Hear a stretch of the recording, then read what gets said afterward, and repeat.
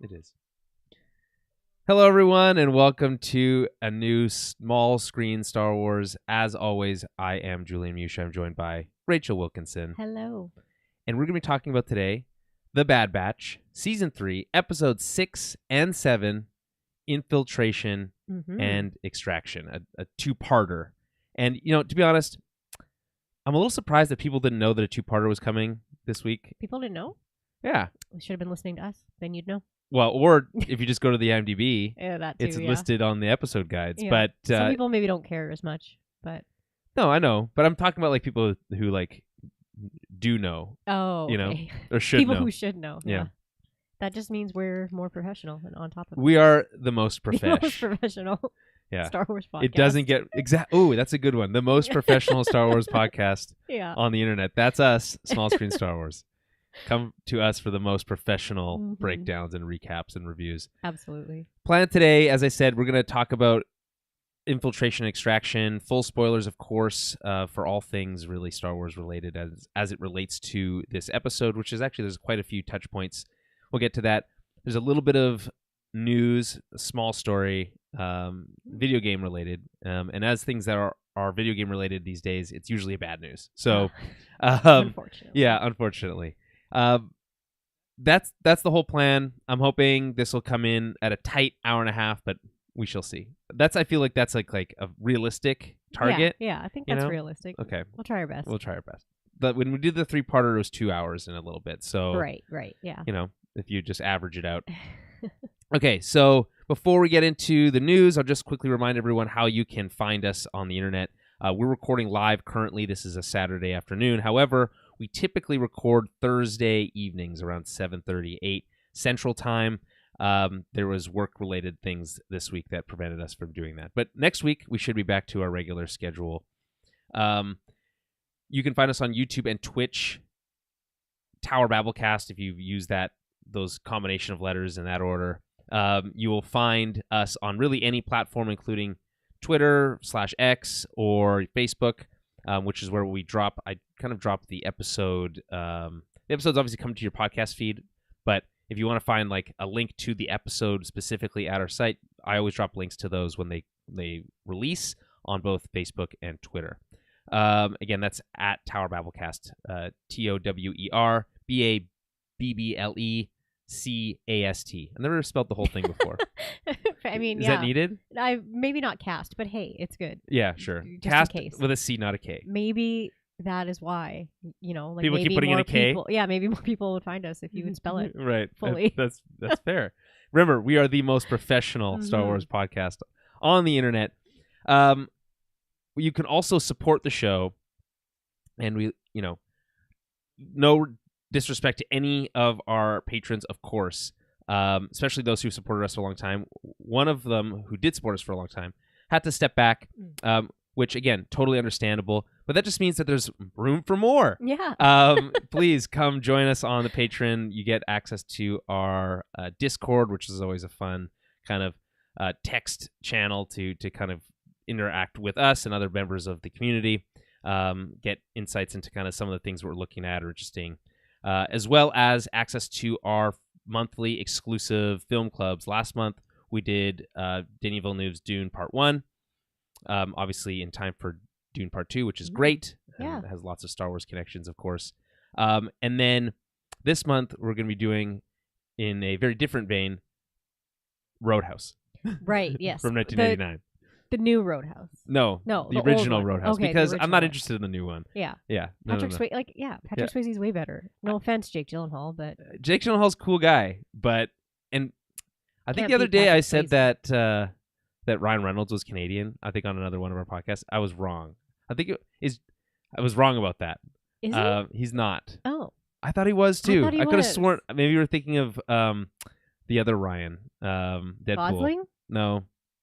Ryan Reynolds is Deadpool. Yes, but he is Canadian. Yeah, you just said he wasn't. No. I said. Oh, did I say Reynolds? Yeah. Oh. What did I say? I meant to say. Do you mean Gosling? No. Yes, Gosling. Ryan Gosling. Yes. He's not Canadian. No, he's not. No. He's American. Yes, but Ryan Reynolds is. I was like, what are you this talking about? See, now I'm confusing everybody, including myself. Yeah, Deadpool, Ryan Reynolds, okay, Green Lantern yes, is Canadian.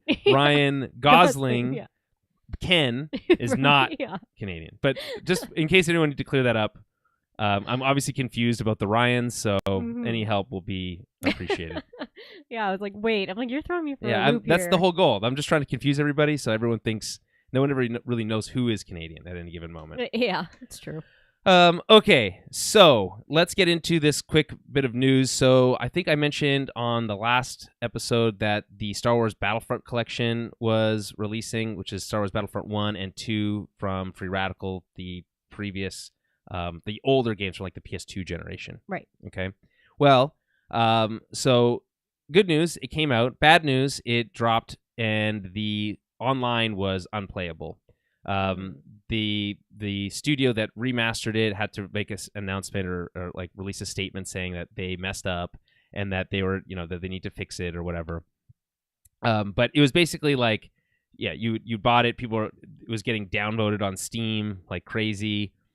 People really pissed off. Video game launches are obviously extremely difficult because almost all the time they're wrought with problems. So I feel bad. I didn't buy it. I am waiting for the servers to, I guess I'm waiting for them to fix this whole online functionality thing. Because really the only reason I want to play it is for the online combat. It's kind of like, someone mentioned this on Twitter. It's like, how is it that Battlefront, both the current and like the previous and current versions of these franchises are just cursed?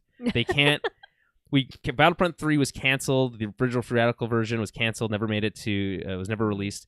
The Battlefront 3 that should be coming out now is nowhere to be seen. Who knows if that'll ever be made? They're just it seems like the most surefire bet. Star Wars shooter online. You got to use all the cool vehicles and be a cool trooper or Jedi or whatever. Right, easy. But I feel like these people just can't get out of their own way. I feel like they think it's such a safe bet that they can like monetize the hell out of it, and then maybe they get. I don't know what's going on, but it's frustrating to me. I thought you could already play Battlefront online. Yeah, the original ones. You could. Oh, okay. Yeah. So... This is the re-release. For remastered. like newer systems. Yeah. Yeah. Okay. There's one for Switch. Oh, okay. Got you. I was like, how do you? I don't know. Yeah, it bundles... I don't know how. Video game on the back end works. Like how does development work? Yeah, development works obviously. So, I was like, how do you? If something's already made for online, how do you fuck it up? But I guess it's hard. That's a great question. Different platforms. To be fair, that's the question that everyone was asking, which is like, how do you release a 20-year-old game and mess that up? So, yeah, it's both 1 and 2. It's about like $50, I think. So it's a decent price, and it's like a little bit less than premium. But yes, there is some work to be done to fix that release, and it's unfortunate because obviously those games you can still play like the older original ones online still, but they don't have much of a community anymore, and they're not really optimized for modern systems or anything. So this is like their best opportunity to be able to actually watch these things for real or play these things for real. And they kind of dropped the ball. So unfortunate. But I think maybe by next week we'll have better news on that. We'll see. Right. Yeah. I might have to get it for Switch just to play offline. There is a story mode in Battlefront 2. Ooh. Yeah. Okay. Yeah. Maybe I would like that. Like I said, I don't like playing online because I don't want to be bullied. Yeah. That's fair. Gamers are not the nicest people.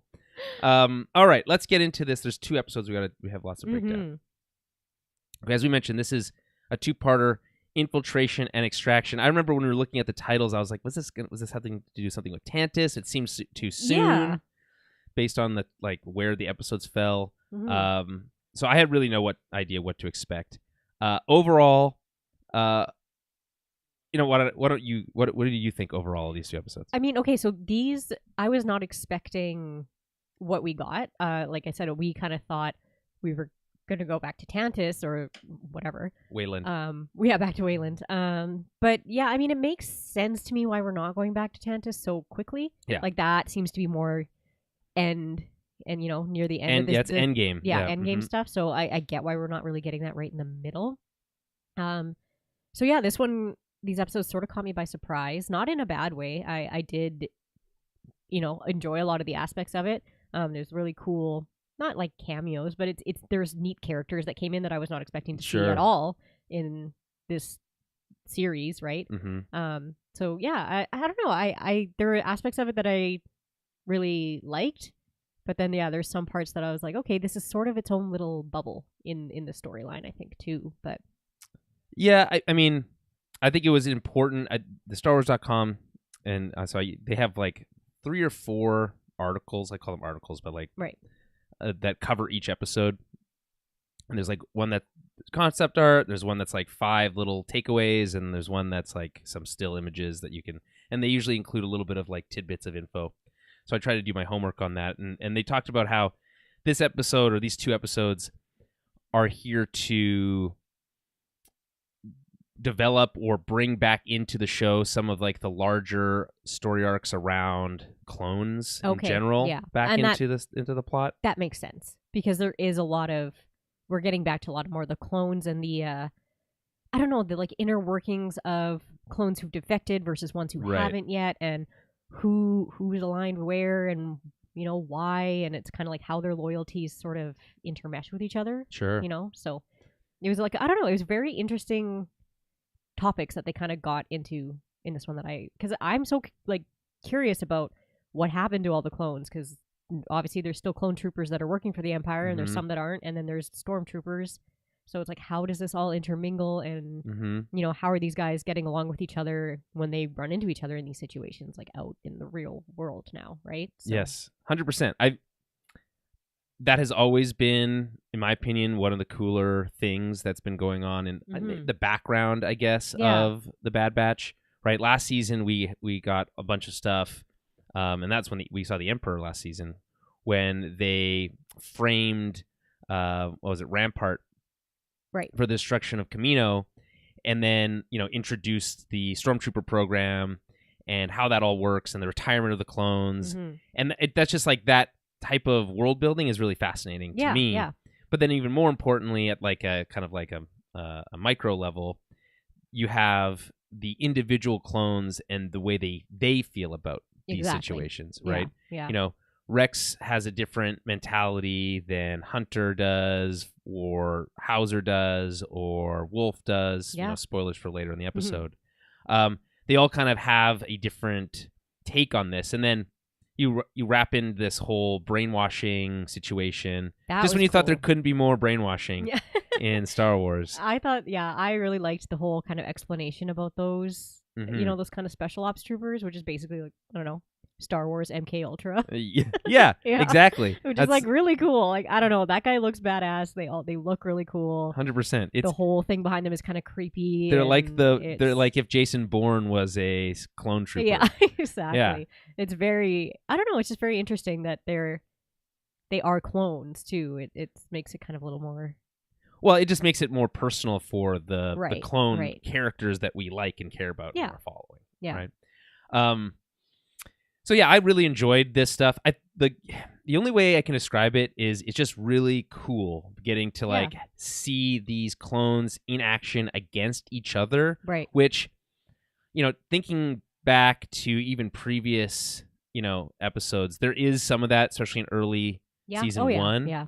But when you have like, Clone Commander Wolf facing off against Captain Rex and Captain Hauser, by the way, Rex technically was a commander before he was demoted right at the last second, right in Clone Wars. So it's kind of like a head-to-head commander v. commander. And I feel like, was Wolf always a commander, or was he a captain for a long time? It's Captain Wolf, I think. I can't remember. I want to say. To be honest, yeah. I'm assuming now, well, it is interesting, too, that he even does have such a high rank to me, that they're not just kind of sort of tossing the clones aside and like giving them lower ranks and like just keeping the like stormtroopers, right? They are, but I think it's the implication is that Tantus specifically, and maybe at a broader level, Hemlock has a higher degree of respect for the abilities because he's all about science, quote unquote, right? And he doesn't really, he tries to remove emotion. There's like that whole lesson he tried to impart on Omega about removing sentimentality out of it. Yeah. And so from his perspective, he just wants the best soldiers, which is why he's surrounded by clone commandos, right? And he's got arguably one of the best clone leaders in Wolf, that he probably went and recruited directly himself or whatever. Right. So, well, it makes sense. These guys were already trained up so well through the war. Right? Well, and like, they're you're not like having to Gen retrain 1 them. Yeah. too. Like Yeah, they've been around exactly. since the beginning of the war, Mhm. which you can't really say about most of these clones. So, yeah, I don't know. It's really, again, it's very cool. That's the Yeah. It doesn't really, from a plot perspective, drive too much. It drops a little bit of hints here or there about like some potential mystery for later in the season that I think is fascinating. And obviously the Wolf stuff, there's implications for later because we do eventually see Wolf again Yeah. in Rebels. I was excited to see him. I was like, oh, cool. Like, Yeah, you know, yeah, Wolf is cool. because we've talked before. We're like, oh, like I wonder how these guys meet back up, right? So he has plot armor, like just like Rex does. It's because we see him later on, right. but and it is cool armor. I mean, yeah, it was really cool to get to see the like the I can't remember what they're called, the skirts again. Oh yeah, like the clone skirts. I think they are just called a skirt. To be honest. I was like, they're kind of neat. Like it's very like old. It's old school, right? He's kind of got his old Clone He Wars doesn't have to like. I like how like you know armor. how you have Cody who had to like repaint his orange armor gray, yeah. but he was already gray, so it's like it's just he can just keep it. He gets how to keep was. it. Yeah, it was just neat because you know the first scene, but whatever, we get to it. But Yeah. when you can kind of see his pauldrons, I was like, oh, it's Wolf. Like that's cool. Like it's Yes. like okay, cool. We're getting into like maybe how he meets up with Rex again and. Well, right, because he was the only question mark. We already knew about Gregor, and we yeah. already knew about Rex, obviously, and Yeah. then he was the third. So yeah. Okay, well then let's get into the breakdown. Before we do, let's quickly read our IMDb user review. This is from again Jaska Jiksala or whatever it was. Jikasala. I feel like I said it better the first time I read that. But remember, you too can be read on the show because there is only a handful of these reviews, 3. So it doesn't take much to be the featured review. Yeah. This is a 7 out of 10. They gave it. Kajasala. That's better. I feel like for their username they literally just like typed. You know what I mean? When you just like fake type. It's all in And this. that's what It's came all in the up. same row. Yeah. The center row. Okay. As a whole, I think it's a pretty good build-up episode. It not only reintroduces several characters and introduces a plot line, but also sets things in motion for said plot line. I think that overall it was well executed and had a good character moments and decent conflicts. However, at times the episode did come across as almost awkward from a storytelling perspective. I feel it might just be me, but definitely felt that. Again, so I just finish this and I'll get to breaking it down. Again, though, as a whole, it's pretty good and sets up a good climax for episode 7 to handle, and I am intrigued to see where this all goes. Hopefully the season can truly hit its stride now. I don't know what they mean by awkward. I guess maybe potentially they mean that like the way that they have to go about getting the Bad Batch to the scene of the episode, like where this all takes place, right? Yeah. On Teth, Mm-hmm. feels a little forced, maybe. Right. But for me, I felt like it worked because right away we understand the like concept of what we're dealing with. It's like, okay, they captured this assassin, and then the assassin's brought to the base. Yeah. And whenever you have that type of dynamic, there's always usually some other shoe to drop. So right. when they suggest that they bring, Rex and the Hunter and the team to Teth, it raises some hairs on the back of my neck because it's like, ooh, by bringing them there, that could put them in danger. Right. Yeah. Right. Absolutely. So, either way, which I wasn't sure how that was going to work. Maybe they go see them on Space Grease, but Batu. No, that's the wrong. It starts with Pabu. No, it's not Pabu. It's Pabu. Is it Pabu? Okay, yeah, it's not Batu. Batu's a different place. Yeah. Batu's like the where you go at like Disney World or whatever. Star Yeah. Wars Disney World. Anyway, so for me that worked. I also, and, we did mention this a little bit earlier. The other thing this episode does is it really sets clear stakes for the rest of the season. Yes. Right? Yeah. As Rex says at the very end of the final episode, if you want Omega to be safe, you have to figure out why she's important to the Empire. Right. Right.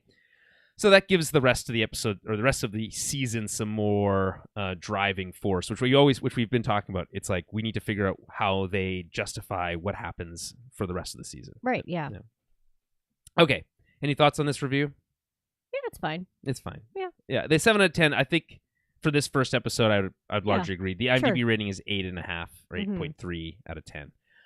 By the way, the next episode is rated much higher than that because it's got a like highly rated at 8.6. Oh. 8. Well, Okay. I said much higher, but it's not. If you go to the all episodes guide, only some are marked with the top rated. Okay. So like if you go to season 3, the ones that are rated top rated are episode 3, Shadows of Tantus, and now Extraction. Okay. So I don't know. Maybe you have to guess read 8.5 or higher probably for that to be the case, because both of the ones that are top rated here are 8.6. Fair enough.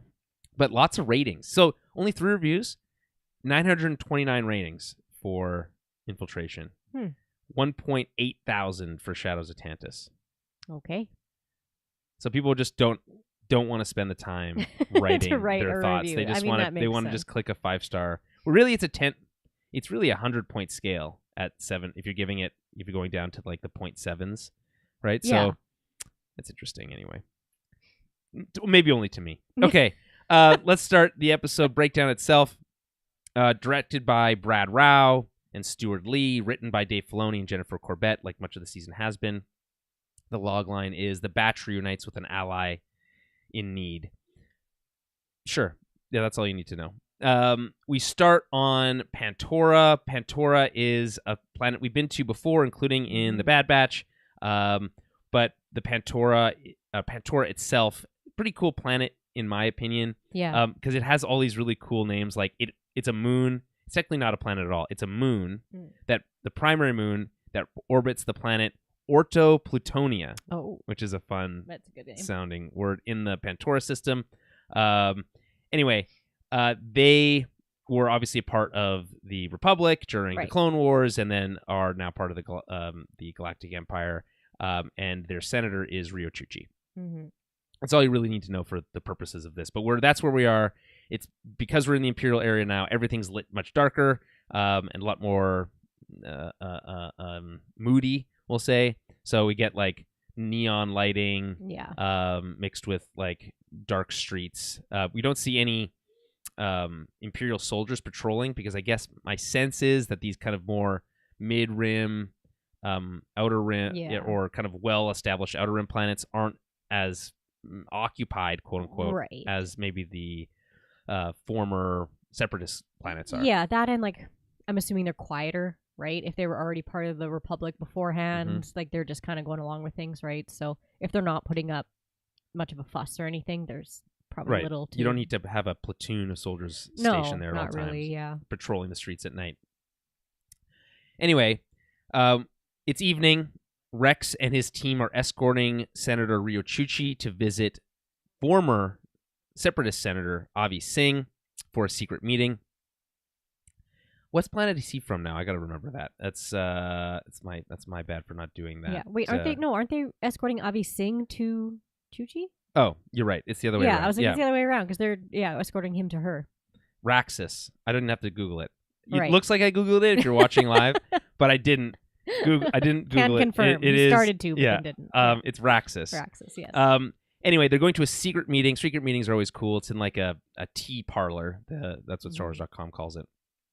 But they're being watched by one of those clone assassins that we saw last season in Clone Conspiracy, and then again in episode 1, just briefly inside the vault or at Tantus. Yeah, the ones with the shock teeth that they can. The shock exactly, and so they're called Clone X Troopers. Yeah, they're essentially clone assassins, which is again very cool. Mm-hmm. StarWars.com calls these soldiers this: a division of specialized clones trained in deep undercover program run by Dr. Royce Hemlock. The Clone X Troopers, or CX Troopers, are a group of mysterious and formidable assassins and shadow warriors. I love that they're both formidable assassins and shadow warriors. Yeah. That's really cool. Activated one at a time to avoid detection. Their identifying codes have been wiped and their identities erased. They're conditioned for one mission alone: to hunt down and eliminate any potential threat to the Empire. I do find it interesting that it's only one at a time. Yeah. I also love in this episode when he's like, "Why have I been activated? Why have I been activated?" Yeah, it's very interesting. Because it's your job. Yeah, it's like Slayers in Buffy. can only have one at a time. That's right. Yeah. That's right. But in Buffy, there's a loophole because if you die just for a moment, Then there's two. 2. Mhm. Right. Yeah. Yeah. Yeah. Love it though. Yeah, she is great. But both of them. That's what I mean. It's like MK Ultra where they just get activated. It's interesting. Yes, it is. It is. Cool. The whole concept is cool. Their It's very armor's cool. cool. Yeah. They're like the ability to like slide up their mask so you can like see their like. It is just neat that they're clones too. And they're like, and they have nothing. There's nothing unique about their clone. These clones are like just regular ass clones with a regular haircut. They're not doing anything because there's no individuality that's all been erased out of them. Yeah, right? It's very neat. It's a very cool concept of like what they're kind of doing with certain clones too. Mhm. So, yeah, I like it. I Well, like it a lot. There's lots to talk about on this front as we get later into these episodes. Anyway, what we find out is that Hauser, one of my favorite clone captains, what we met last season in the Ryloth arc, is back, and now he's on Rex's team, his quote unquote insurgent, if that's what you want to call them. Yeah. His insurgent team, his rebel team, strike team. I don't know what you'd call it. Anyway, he's really cool, and he's got like more customized armor now. I love the extra pouches. Anytime you have like an extra leg pouch or chest pouch, anything like that, it always works for me. That's really cool. Fair enough. Julian really likes pockets. Not so much pockets. I do like a good pocket. He likes a good cargo pant. Who doesn't? It's so practical. Yeah. But we also get a bunch of clones named in this one, so I make a mistake identifying which name to which clone at some point. It's my apologies. It is hard. It is hard to know track down who they're talking about at any given moment. Yeah. Greer is, I think, back from the last time we met these clones in last season. That name sounds familiar. But there's there's a few others that I think Greer's new, but Nemec and Fireball are returning, and obviously then Hauser's also new to this team. So anyway, it's cool. Anyway, Avi Singh's droid is concerned that it was unsafe for them to come out of hiding. He doesn't think that they're safe anywhere, so he doesn't really matter. It's like, we can't just keep sitting around. We have to get back into the action. It's unclear. So he's been, summoned. Chi-Chi sent him a summons, basically, hey, we should meet, right? And he has nothing better to do because he's just sitting and hiding, right? Wanted by the Empire, and so I guess he's risking it, but it is a pretty big risk for him because he doesn't really. First, A, as he mentions later in this episode, they were on opposite sides of the war, and B, the Empire is quite strong already at this point, so anything they do is highly risky. Of course, yeah. Once inside, Rio Chuchi greets Avi Singh and apologizes for the secrecy, despite that, it being her planet. After all, you'd think it'd be easier for them to get around or, meet secretly. And she is surprised that she reached out, since, as I mentioned before, they're on opposite sides of the Clone Wars. He then name drops the Separatist Senate, which I feel like is almost never talked about. The fact that the Separatists had their own government. Their own Senate, yeah. It's just like, it appears in like one episode of the Clone Wars when Padme and Ahsoka go, right? To like negotiate or whatever. Yeah. And then I think the Emperor like sabotages the whole thing, if I recall. Yeah, I'm pretty sure. Because isn't that when she meets, when Ahsoka meets, what's his name, Lux? Yes. Yeah. Lux Pantori. Yeah. Mm-hmm. That dirty dog. Yeah. Anyway, he name drops the Separatist Senate, and basically reminding us what their whole the whole thing was, which was they wanted independence or true freedom from oversight by a careless government, for lack of a better term. So Senator Chuchi agrees that her people are starting to feel the same about wanting to be more free, right, quote unquote, right? Everything was fine until all of a sudden this whole imperial thing, and now now it's not feeling as fine anymore, and her people are looking to maybe act out. So Senator Chuchi believes that the Emperor is concerned that planets and systems may unite and oppose him. Now, little do they know that Palpatine, he's obviously got plans on top of plans on top of plans, but he's always concerned that people are going to try to oppose him. That's that's like his number one worry all the time, right? If it's not these guys, it's Anakin or it's someone else or Dooku or whoever that are always trying to overthrow you.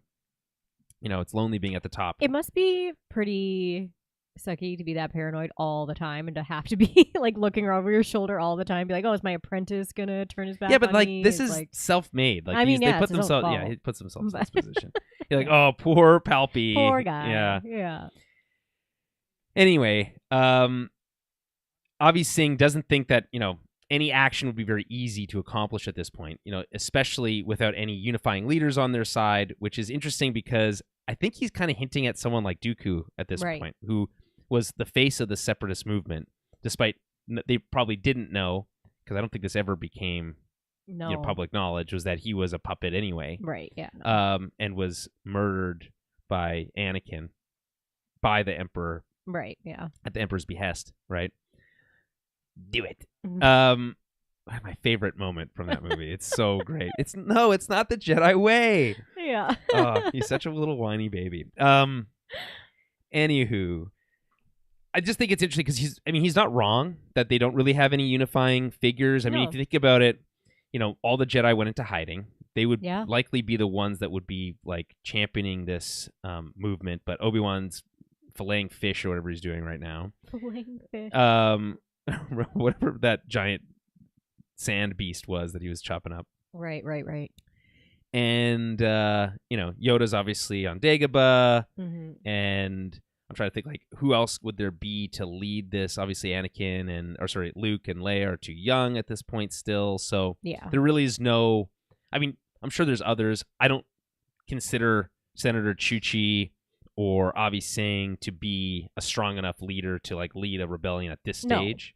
So No. I think the only person would be like Mon Mothma would be like the only one that That's true. could, but like she's not there yet, right? She's also Like, quite young still at this yeah, point. exactly. She's not. There were not enough has happened yet for them to Mhm. have been organized. Yeah. To do it. So. Chuchi thinks that there could be room to operate under the radar currently, as the Emperor needs to be cautious, believing that, he still needs to harbor positive public opinion, despite the fact that they don't know that he's actually a Sith Lord, which means that he doesn't actually care what people think, No. right? He just cares about what he can control. Right. So the, operating under the auspices that, okay, well, he's a politician and therefore needs to care that these planets fall in line, but really he just needs them under the boot. Yeah. And if he has a big enough, military, he can do that, or a Death Star that can blow up planets. That commands fear. Mm-hmm. So, largely speaking, they have their hearts in the right place. Right. But I think whatever they're planning at this point, obviously, we know is largely ineffectual because the rebellion as we know it is really only in the smallest seedling version of what we're like. It's right. This I wouldn't even consider to be. You could say that like the in the deleted scene from Revenge of the Sith that has Mon Mothma in it, when they have like the delegation of 100 or whatever, delegation of 1,000 maybe what it's called, Okay. but of planets that were opposed to the idea of the redesign of the Republic into the Empire. Yes. Yeah. That there are gears in motion to oppose these types of changes, but again, largely speaking, the rebellion as we know it is very splintered and very young at this stage. Because like, I guess you could say that like Saw Gerrera is out there somewhere doing something, but he's not really, we've already seen that's how Tech dies, right? Because of Saw going nuts and not helping them. Not helping and exploding things, and he's basically running an insurgent team for sure. Yeah, Like he's the definition of insurgents really at this point. But yeah, there are small groups doing stuff, but it's like they're not. But they're not organized under some sort of no. political banner of any kind yet, really. No, they're all kind of just doing their own things for either liberating their own areas or their own world or people, right? It's, yeah. And I think the definition of the rebellion as we know it is that it is organized. Yes, yeah. Okay. Anyway, he's mentioned, he's like, yeah, it's funny that you mentioned this idea that he needs to be cautious, but that doesn't seem to be stopping him from occupying planets like my own, right? Raxus is an Imperial occupied planet, and they certainly have, troopers patrolling the streets at night. Right. So he makes a good point on that front. That being said, it's a little bit different because as a separatist body who quote unquote lost the war, there's a little bit more precedent for a planet like that to be under occupation by the victorious side. Yeah. But again, it's all bullshit anyway. At this moment, Clone X sneaks in. I'm just going to call him Clone X for now. In the Star Wars.com stuff, they refer to the two different clone assassins as Clone X1 and Clone X2. Okay. So I'll probably try to keep the same naming convention. So Clone X1 sneaks in through the sewer and tries to assassinate Avi Singh, who's on his hit list. Right. Which is interesting. It does imply that the Emperor does have some type of concern that these types of individuals would try to start some type of To me, rebellion. It makes sense, especially that he would have a list of like, okay, here's all my political enemies, the separatist leaders from before. They lost. Now we just take them out because they were against me beforehand, kind of thing. And... Well, I mean, it's like I said, it's all any political opponent. Yeah. Would be on his list, whether it's at this point, what they don't know is that, of course, because that clone is killed, that Chuchi was there. They just know that Avi Singh was there. Right. So her cover is not yet blown. No. But if her cover was blown, she'd be next on the. In fact, she probably is already in like some tiered list because of what she was doing with the clones. Because last she was season. already like speaking up for the clones. Exactly. So no, he's obviously gonna have these lists of people that he's like, I'm better off with them not around. Anyone who has even like a modem of power that could rally people together. Right. Yeah.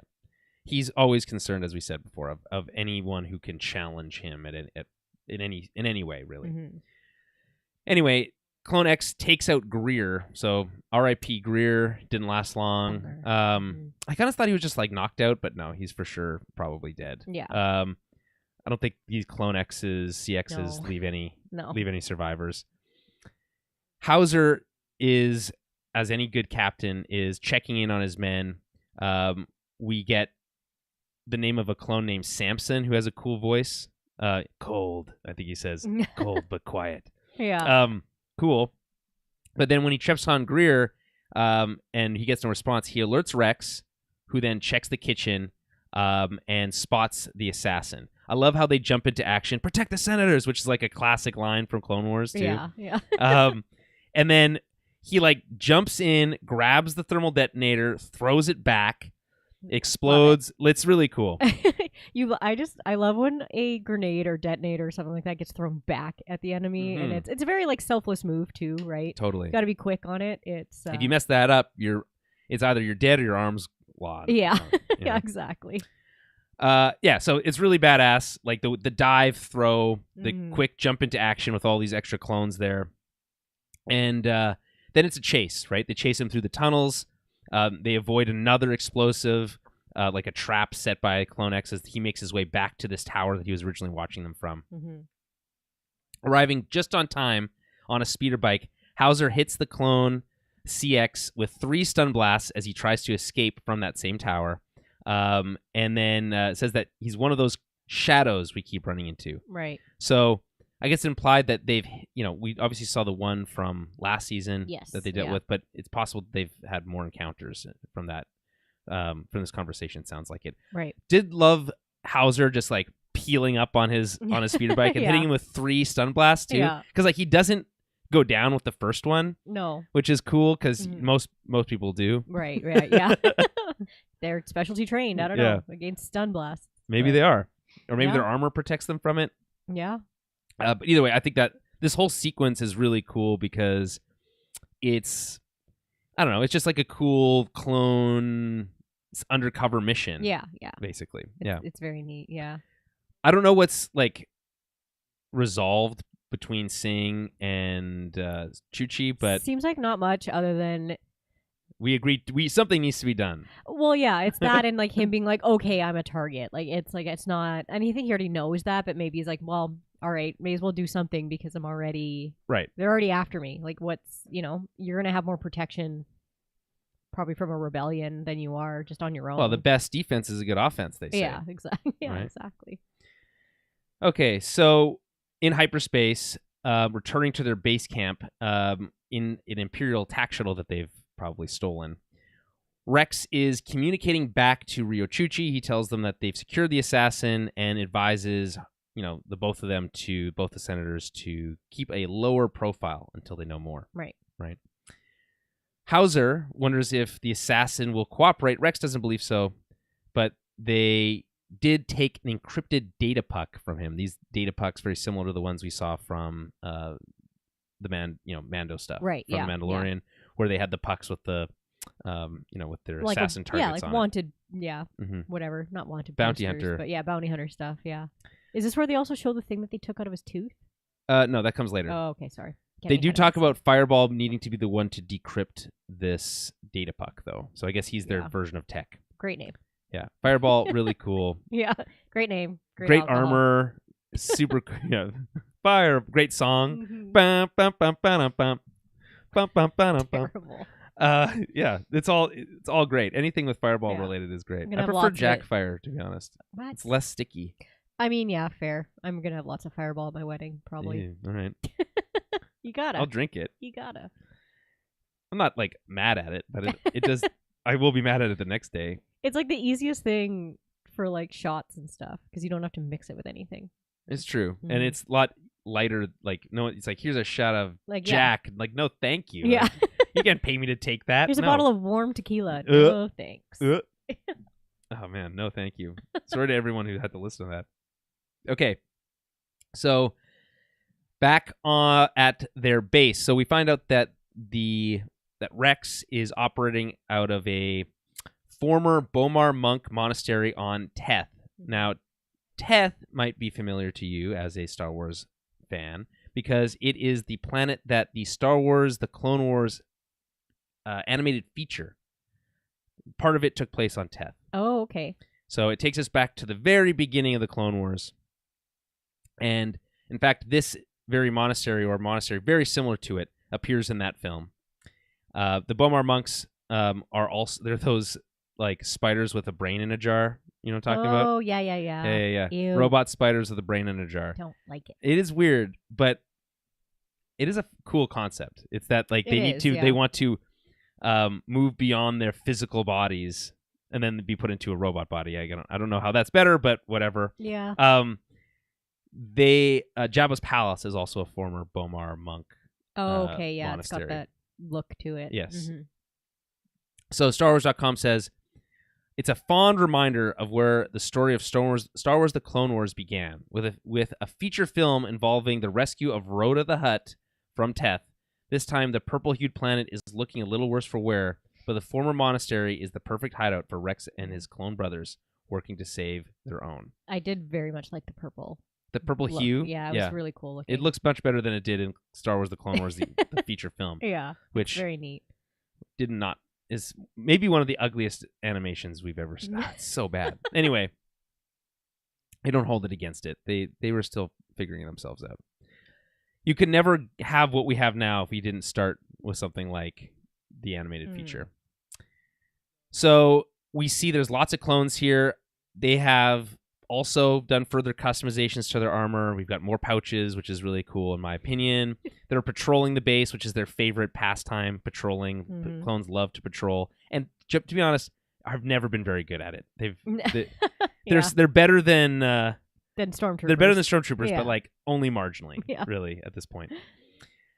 We see Rex, Nemec, and Hauser are questioning the assassin. However, they had to extract the electro capsule that was implanted in one of his teeth. Yeah, so it's like that cyanide capsule. A cyanide capsule that's in the back of some.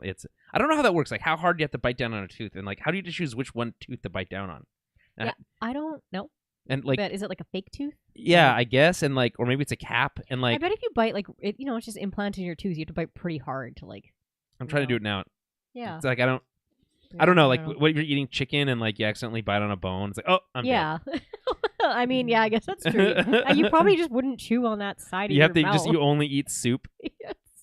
You have to be pretty dumb to chew on that side. I guess. If you had a murder chip. Yeah, suicide tooth. Oh, that's funny. But again, this is obviously he's learned from the last time they've interacted with these assassins before, because last time when they're trying to question him, he bit down on his tooth and took himself out. Yeah. The other thing is that their identifying number has been wiped, and that sounds like, oh, that's easy, but it's not, because their identifying number is actually on their DNA. So it's not. It's a lot harder to do that in in practice than it is in to just say it. But well, I mean, it makes sense if their whole like identity has been wiped, right? Because the way it's explained later, like it's like they're a blank slate. Like they don't even necessarily remember who they were before. I assume, right? So when you're literally rewriting their DNA, and it also just creepy Hauser, right? Like a whole Hauser, but like Jason Bourne style. Yeah, like exactly. Creepy Hemlock stuff, right? Like he's all about this, like super science. Well, super like, evil science. Evil science, yeah. You know what I mean? It's yeah, just like you said, just like MK Ultra. But, it would be again. I'm going back to Jason Bourne stuff as like a good analog for the process of the brainwashing and like what the end result gets to. It would be cool if we ended up with like just like Jason Bourne, one that turns on the rest of them. Maybe that's like the one that survives this episode. Yeah, you never know. I guess we'll see. But yeah. Anyway, Rex tries to play nice cop here, appealing to their like brotherhood as clones, saying, hey, it doesn't matter what you've done. This is, again, very similar to kind of what Hunter and Crosshair kind of talked about last week, which is like, we've all made mistakes, but as long as you're trying to be better, it doesn't matter. Anyway, not really effective. No, here. That guy just looks blank. Yeah. Like he just, he's kind of got that like anger in his eyes because he's been captured, but other than that, he just like does not care. No, exactly. Yeah. So we quickly cut back to Tantus at this point, where we see Scorch, who is the only clone commander who has any coloring left on his armor. Also, great name. Yeah, well, he's from Delta Squad, which is there's a whole game about that, and it's really cool. We haven't seen any of the other members of Delta Squad, so we don't know what their story is. Right. Anyway, he's calling another Clone X into operation to hunt down the assassin who was captured and who they say has been compromised. Right. So they can activate more than one at a time. I guess, but technically the other one is like no longer active because they're captured, I guess. Right, yeah. But it's like you don't have to die for the other one. Right, like if they... Just... Well, no, there was no like bring him back, go rescue him. No. It was like go kill him. Go take him out, yeah. Rough. Yeah, they know what they're signing up for.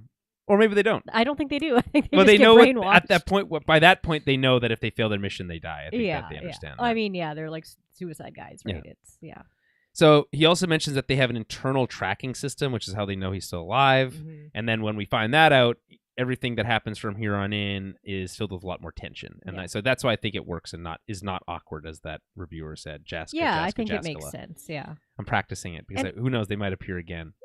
To me, it's cool to have an internal tracker too, like the one that's not. It's like not traceable. Yeah, like not traceable. It's like it's just very creepy science, and I do like when Star Wars comes up with some really like interesting, like dark science the stuff. The fun thing about sci-fi is that technically you can do whatever you want. Oh, it's whatever you need, whatever you need for the plot to work. So in this case, they needed to generate tension. So they still have they're able to be tracked. Great. Yeah. It's believable. It makes sense. They don't have to explain it.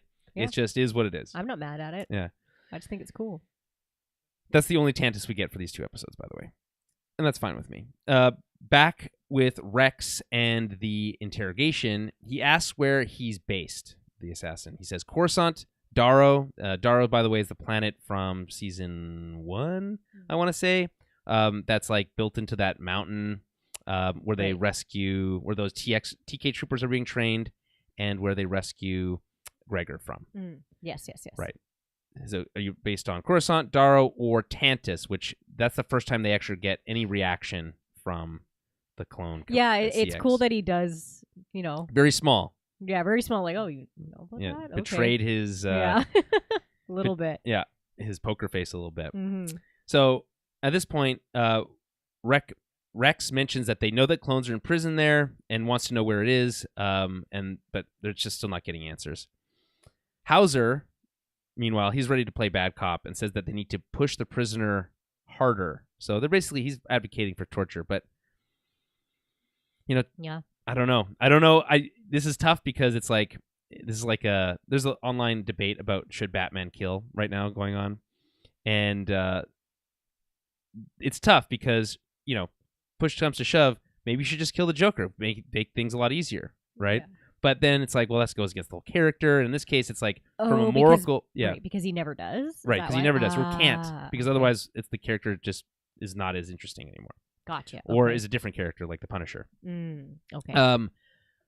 But yeah, because he saw his parents murdered in an alley. So if he murders somebody, he's just as bad as that guy who Gotcha. killed Yeah, he just his like parents. knocks people out all the time and ties them Yeah, up. and then right, takes them right. to Arkham Asylum. I always forget that Batman doesn't kill people. Like, as you just see him beating people up so bad. I mean, but... so technically in the movies, it's one of those things where it's like, I'm not going to kill you, but I don't have to save you. Happens a lot where they die, but like if do something just blows something up that and he you're did, in it. Yeah. but not, there. Like- And sometimes it's not even like that. Like in the 89 Batman, he like puts an explosive on a guy and then pushes him into a chimney, and then it goes. Poof. Yeah. So it's like that guy's probably dead, Yeah, but 100%. it's like treated like very like light. Like if I run your car off the road and it explodes, that's not on exactly, me. Yeah, exactly. fair enough. It's your car that killed you, Mhm. right? Or in the Batman Begins, there's like a whole train that crashes full of bad guys. That it's like one of those I don't have to save you moments. Right. Yeah. Anyway, it doesn't matter. The point of that being like moral relativism, being that like in this case, what do you have to do as Rex here? Where's your line when it comes to another clone that but you need to save these other clones. This one's obviously clearly stated that they're against you, tried to kill you already. So what does that mean? It's a tough question. Yeah. I don't think Star Wars is prepared to handle that, so they don't in this episode. That and it's these clones that are kind of, whatever you want to call them, insurgents now. They're also trying to navigate, how to interrogate without Jedi too. They used to have Jedi. That was really handy. It's super handy when you stuff right have out of their heads. Anakin to do that stuff for you, right? Or you have someone that can exactly like. Well, Anakin was not afraid of torture. He would use torture all the time. All the time. So Rex should be like totally fine with it at this point. Yeah. Anywho, so they're interrupted by Fireball, who has news on the data puck. Turns out it's a target register, confirming that the assassin was after Senator Singh, but also revealing that Omega was also on the list. So, bum, bum, bum, right? Rex has Fireball contact Wrecker and Hunter to let them know about the situation. Hauser, meanwhile, pushes Rex a little bit more here, saying that they need to bring the Bad Batch to Teth. Rex at first is hesitant as he doesn't want to involve them, but Hauser rightly points out that it's too late for that. They're already involved. If Omega's on this list, that's kind of like they can't really sit it out, right? Mm-hmm. Hauser mentions that Crosshair is now, with the Batch and likely has more information to reveal about Tantus, which he's right about, by the way, because he was withholding that. Rex says, well, Echo already questioned him. It's like, right. Okay. Even at that time, it's like, I think if Echo had anything to say he said stuff, but he probably has more to say. Yeah. Right? Yeah. Anyway, this seems to convince Rex, but we do see him kind of weighing his options here. And we don't see him make the decision, but the next scene is taking place on Echo's shuttle with the Bad Batch being brought to see Rex and the team. Hunter doesn't seem to have received a lot of answers from Echo, as he's wondering why they're being called in, and Echo doesn't seem to really know either. There is a mention of Echo having a rendezvous with Gregor. Later, we see at the end of the second episode here, that he's gone and picked up Gregor already by the end of that. But we also see, and there's no dialogue about this at all, but there's a couple looks. But we also see Omega like chewing on a toothpick and like trying to like imitate Crosshair. Yeah. He's like, how is he sitting? I want to sit the same way. She's like chewing on the toothpick.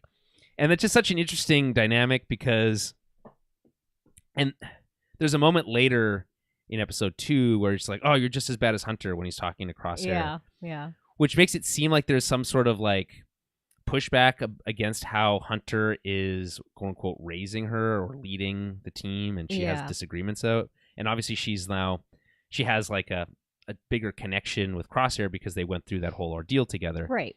But I don't know. I feel like there's we got to step C and we know step A, but I feel like step B of like the pushing back or rebelliousness against Hunter's like methods is a little bit less clear to me. Yeah, I feel like that line was also put in there too, kind of for like Hauser and those other clones to hear. Oh, right. Because it kind of triggers them to be like, when Crosshair says, "Oh, I'm worse," it's like he's gonna be harder on her or Right. protect her more than Hunter will, right? What a great So- line reading too. Oh, I'm much worse. Yeah. Or just like, because she's like frustrated with him, like he's not letting her do what she wants to do, and it's Right. Like she's like, because he thought, or she thought that he was kind of like the cool older brother. Yeah, she's like, oh, he's gonna let me do what I want. It's like, Right. no, he's not. No. Yeah. Yeah. By the way, that last line of him being like, "Oh, I'm much worse," was Mhm. apparently a late addition to. They wanted to add it later on, and then for the creative team, it became one of their favorite moments in the 2 episodes. Yeah. No, it is. It's really Yeah. good. It's Anyway, I like how Hunter's like clocking all this too, and he's like seeing her kind of like having her rebelliousness, and like he's already having to deal with it with Crosshair. So it adds an extra dynamic of interesting character development. So makes him have to be more dad too. Totally, right? Yeah. Like, I'm here to protect you. He's like, oh, you just let me be who I want to be. Yeah, he's like, oh, I got to deal with this now. She's Right. gonna start imitating Crosshair. I know. The most annoying of the group. Yeah. If you're Hunter. Okay, so we get back to Teth. They're greeted by a team of clones led by Rex and Hauser. Hauser confronts Crosshair right away. We don't beat around the bush here about the events on Ryloth from season 2. Mm-hmm. Apparently, most of the men that followed Hauser in his little rebellion against the Emperor or the Empire, ultimately led those men to their death. He says that most of the men from his squad are dead because of you. Right. Talking to Crosshair, and we never got to see any of that. One thing that is a little like the Clone Wars had a larger scope, so you could like go from like a Jar Jar Binks episode to something really dense and political or whatever. Mm-hmm. Whereas this largely, and to be honest, the Ryloth 2-part episode last season was like an exception to that because we kind of didn't follow the batch and we were following a young Hera on Ryloth and her connection with Hauser and some of those things.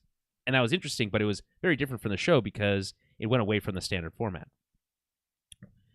The show has less leeway in general, especially in its final season, to really do a lot of that, to like say, okay, Right. we're not going to spend any time with the batch this episode, right? Not any of the members. We're just going to do one thing. Because remember, they did appear to deliver weapons to, Right, yes. What's his name? Cham. And Yes, his team of insurgents as well. Yes. But that's it. That's all they appeared in. So I would be cool to see. I was always interested to find out what was going to happen to Hauser. I think we all wanted to know that. Oh yeah, 100%. Right? But we never get to see. We just get to find out like afterwards. Oh, I guess at one point they were rescued by Echo and the team, which Things is what went Star Wars bad, .com. obviously. But Right. Yeah. Right, and lost a lot of those Mhm. soldiers. So depressing. But again, Rex is here to like try to like calm the situation down, say, "Hey, we're all on the same side," right? Which is their like go-to line whenever there's a disagreement, which is "We're on the same side." Yeah. I feel like you need to still hash things out further than that. You can have disagreements even though with people on the same team as you. Yeah, absolutely. Especially about things like that, like when Right. a person caused, your other, brothers or teammates like deaths. Like that's kind of a big deal. Yeah, right? but okay, you got to think, right? Hauser. This is maybe early in this like changeover to the Empire, but he was working for the Empire for a while, and so Right. was Crosshair. Yeah. Oh, So yeah. he was just doing his job, quote unquote, Yeah. right? And so he's pissed at Crosshair, but there's like a lot of other reasons that happened. That's not not No, of entirely course, because of him. Of course, yeah. So anyway, Hunter cuts right to it. He wants to know why they've been called. I liked how Hunter refers to both Rex and to Hauser as captain, right? Mhm. Just like really staying in the like soldier mode, right? Right, yeah. So what are we here, Captain? Before they can go too far, Echo calls Omega over and gives her a gift, an energy crossbow, like a mini bowcaster, Yeah. I guess. Yeah, it's interesting. I guess it doesn't you don't have to like fully, It's a like, little mini one. load it the way the other one. But it's also better than the slingshot thing that she had. right. Yes. Which yes. I'm glad we're past that. The slingshot. Right, yeah, I was glad when we moved past the slingshot with Ezra also. Yeah. Yeah. It's like the kid, the kid tool. Right, you can just hit people in the head with a rock, and Yeah. that would hurt, but like Mm-hmm. not as effective as It's probably just crossbow. something in the in the animation room or in the writing room where you're like, ooh, can we give a kid a weapon yet? It's like, Or, like, how long do we have to wait? As long as it's until... a bow of Yeah. some sort of bow shape, because remember she has the other energy bow too. Yes. Yeah. So It's like, I can't really give kids guns because they're blasters because that's a little like, ooh, she's a little too young for that. I don't know. It's a little weird. But Right. Yeah. I mean, bows are fine. They make weird distinctions between like when they use stun versus not stun. I like how Crosshair is never turning stun on. No, he's just murdering people left and right, which is fine. I mean, they're trying to kill him first, so self-defense really. Okay. I also think that like Echo seems to have like a much more like he's got like the nice uncle relationship. With absolutely. With her. It's like he's like that uncle that shows up and is like, hey, I got you this cool thing. You're fun uncle. And Hunter's like, oh god damn it. Yeah. Right. It's like, could have talked to me. Yeah, before. like just let me know when you're gonna give my kid a gun. Or even a crossbow. It's dangerous. Anyway, meanwhile, we see a badass stealth ship arrive over the planet. Sounds really cool too. Landing in the jungle outside the monastery. StarWars.com calls it a CX dagger in the concept art, which is pretty cool. Good it does name. look like a little dagger. Mm-hmm. More like an arrowhead, I guess, but whatever. We see the new clone CX, I guess we'll call this one CX2, grab his gear. This one's interesting because we see how much closer it is in design to Crosshair's pack, like with the sniper, loaded into it and everything. Yeah. He has other advanced gear, including how his armor can like talk to the ship and stuff. It's cool. And we get like this cool synthy score we've seen every time that these clone assassins have been around. Again, the tension obviously ramps up here as now the thing that we were worried about, which is that the Empire's all over them, has begun. Right. So yeah, they didn't really tell the Bad Batch that they had this guy, right? When they like not at first, but that's when this is when it starts to happen. Yeah. Because you're right, it is kind of like that's probably valuable information to let someone. And if they had known, I think Crosshair would have been. There's no way we're going there. Yeah, Crosshair would have been like, oh fuck no, you guys have to leave. Right. Exactly. We'll meet you somewhere else where he isn't. Yeah. So back inside, Hunter mentions that Rex's numbers have been growing. There's more clones around, although R.I.P. most of those clones, unfortunately. The reason being, they need men to hit Tantus. They're preparing for that. Again, really setting the targets for what the finale for the season is going to be. Though Rex admits that it's not the reason he called them in. And by the way, seems I don't want to call it now, but I feel like Echo isn't going to make it out of the season. That's kind of how I feel about it. Yeah, there is the whole thing about like why isn't he with Rex? Or any of the rest of the Bad Batch, but like you could argue that they went somewhere else or they went back to that's that's true. Pabu. That's true. But yeah, and like same thing with with Hauser and all those guys. I think Hauser's days are numbered, unfortunately, because I think he's so cool. But yeah. Anywho, Rex reveals that Omega is being hunted by the Empire, which to Crosshair isn't surprising since she escaped their custody. This raises the hackles of Hauser, though, who points out that he also escaped the same facility, but the Empire isn't after him. Right. Crosshair thinks that because he's not as valuable, but Hauser accuses him of feeding info to the Empire. He's skeptical of the idea that despite being held on Tantus for, quote, months, he still doesn't know how to get there. Which, I don't know. I mean, they escaped on a shuttle. They weren't able to extract the data from the logs or whatever. And you could maybe they could say, well, we know which planet we escaped to first, right? That one with like the jagged rocks, and like and try to like maybe figure out that it's like it couldn't have been that far from there. You know what I mean? Yeah, you think the plane would have like flight logs? They would, but they didn't get to extract that. Right. Okay, gotcha. Anyway, Crosshair insists it's the truth. He says you can not believe me all you like, but it's the truth. And that he vows that he's no longer loyal to the Empire. But Hauser still is not convinced at this point. He won't be until later.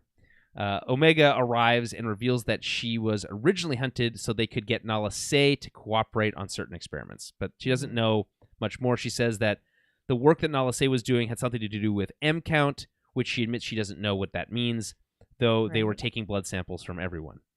Rex, though, reacts to the M count comment, but says also that he's heard it before but can't say for sure what it is. Right. He has like a hunch.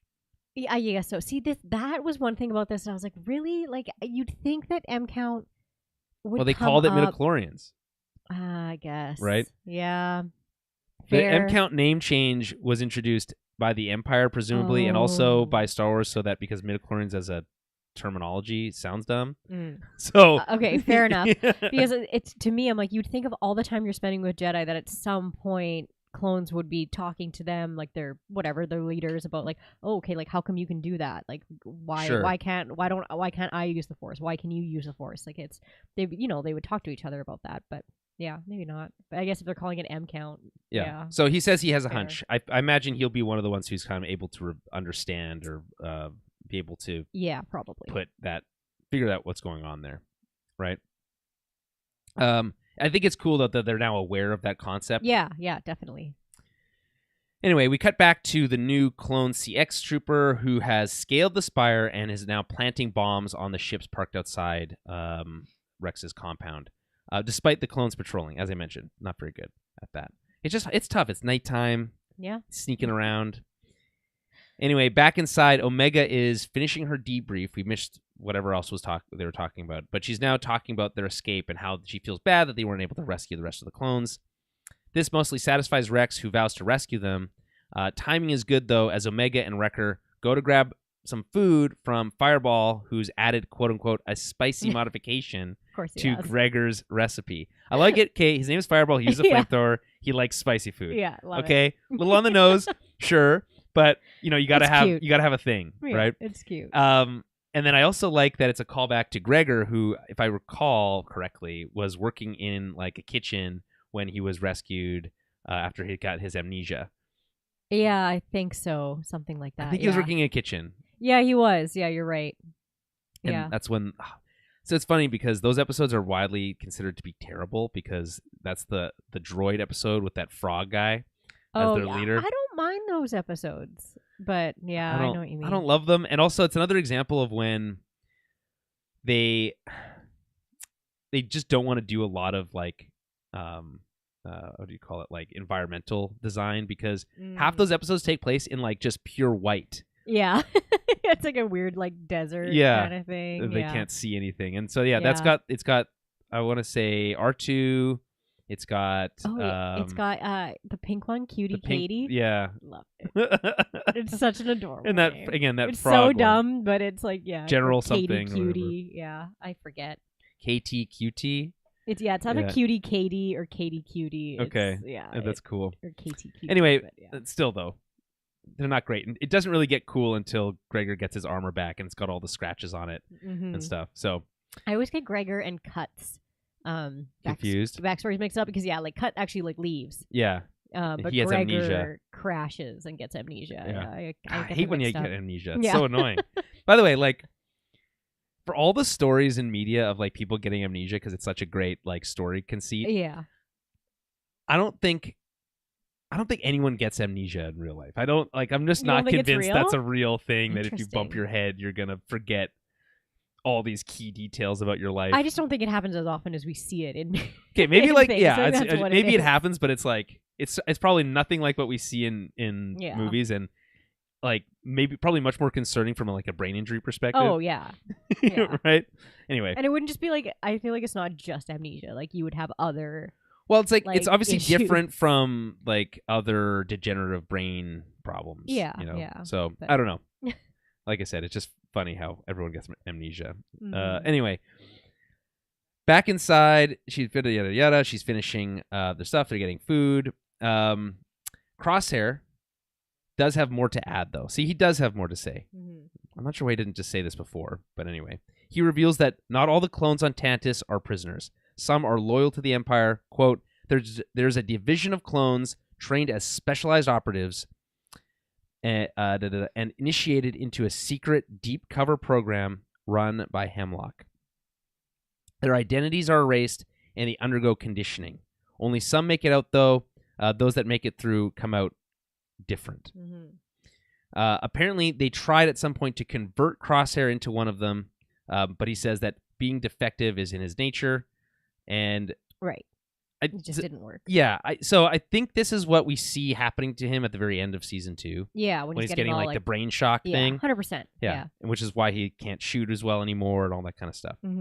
There are more questions about his role in this elite unit of specialized operatives and how he fits in and what his like, how that all, fell through and whatnot. Right. But we'll get to that as we get further into this episode.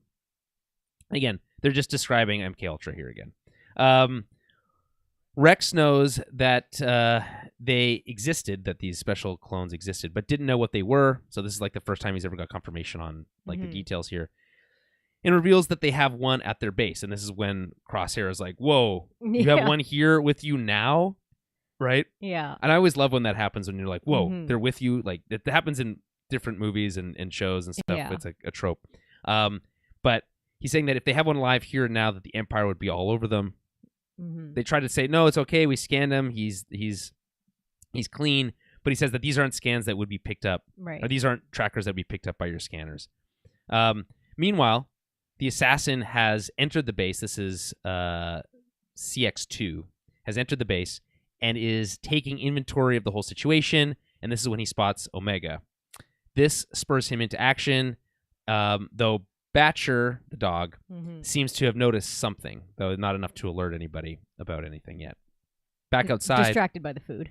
Yes, we're distracted by the food, Yeah. which anything like my dog will do Makes anything sense. for food. Yeah. Literally. So I don't know if this is like I've been learning more about his background. Of course, he's part beagle, my dog, not Okay. Batcher.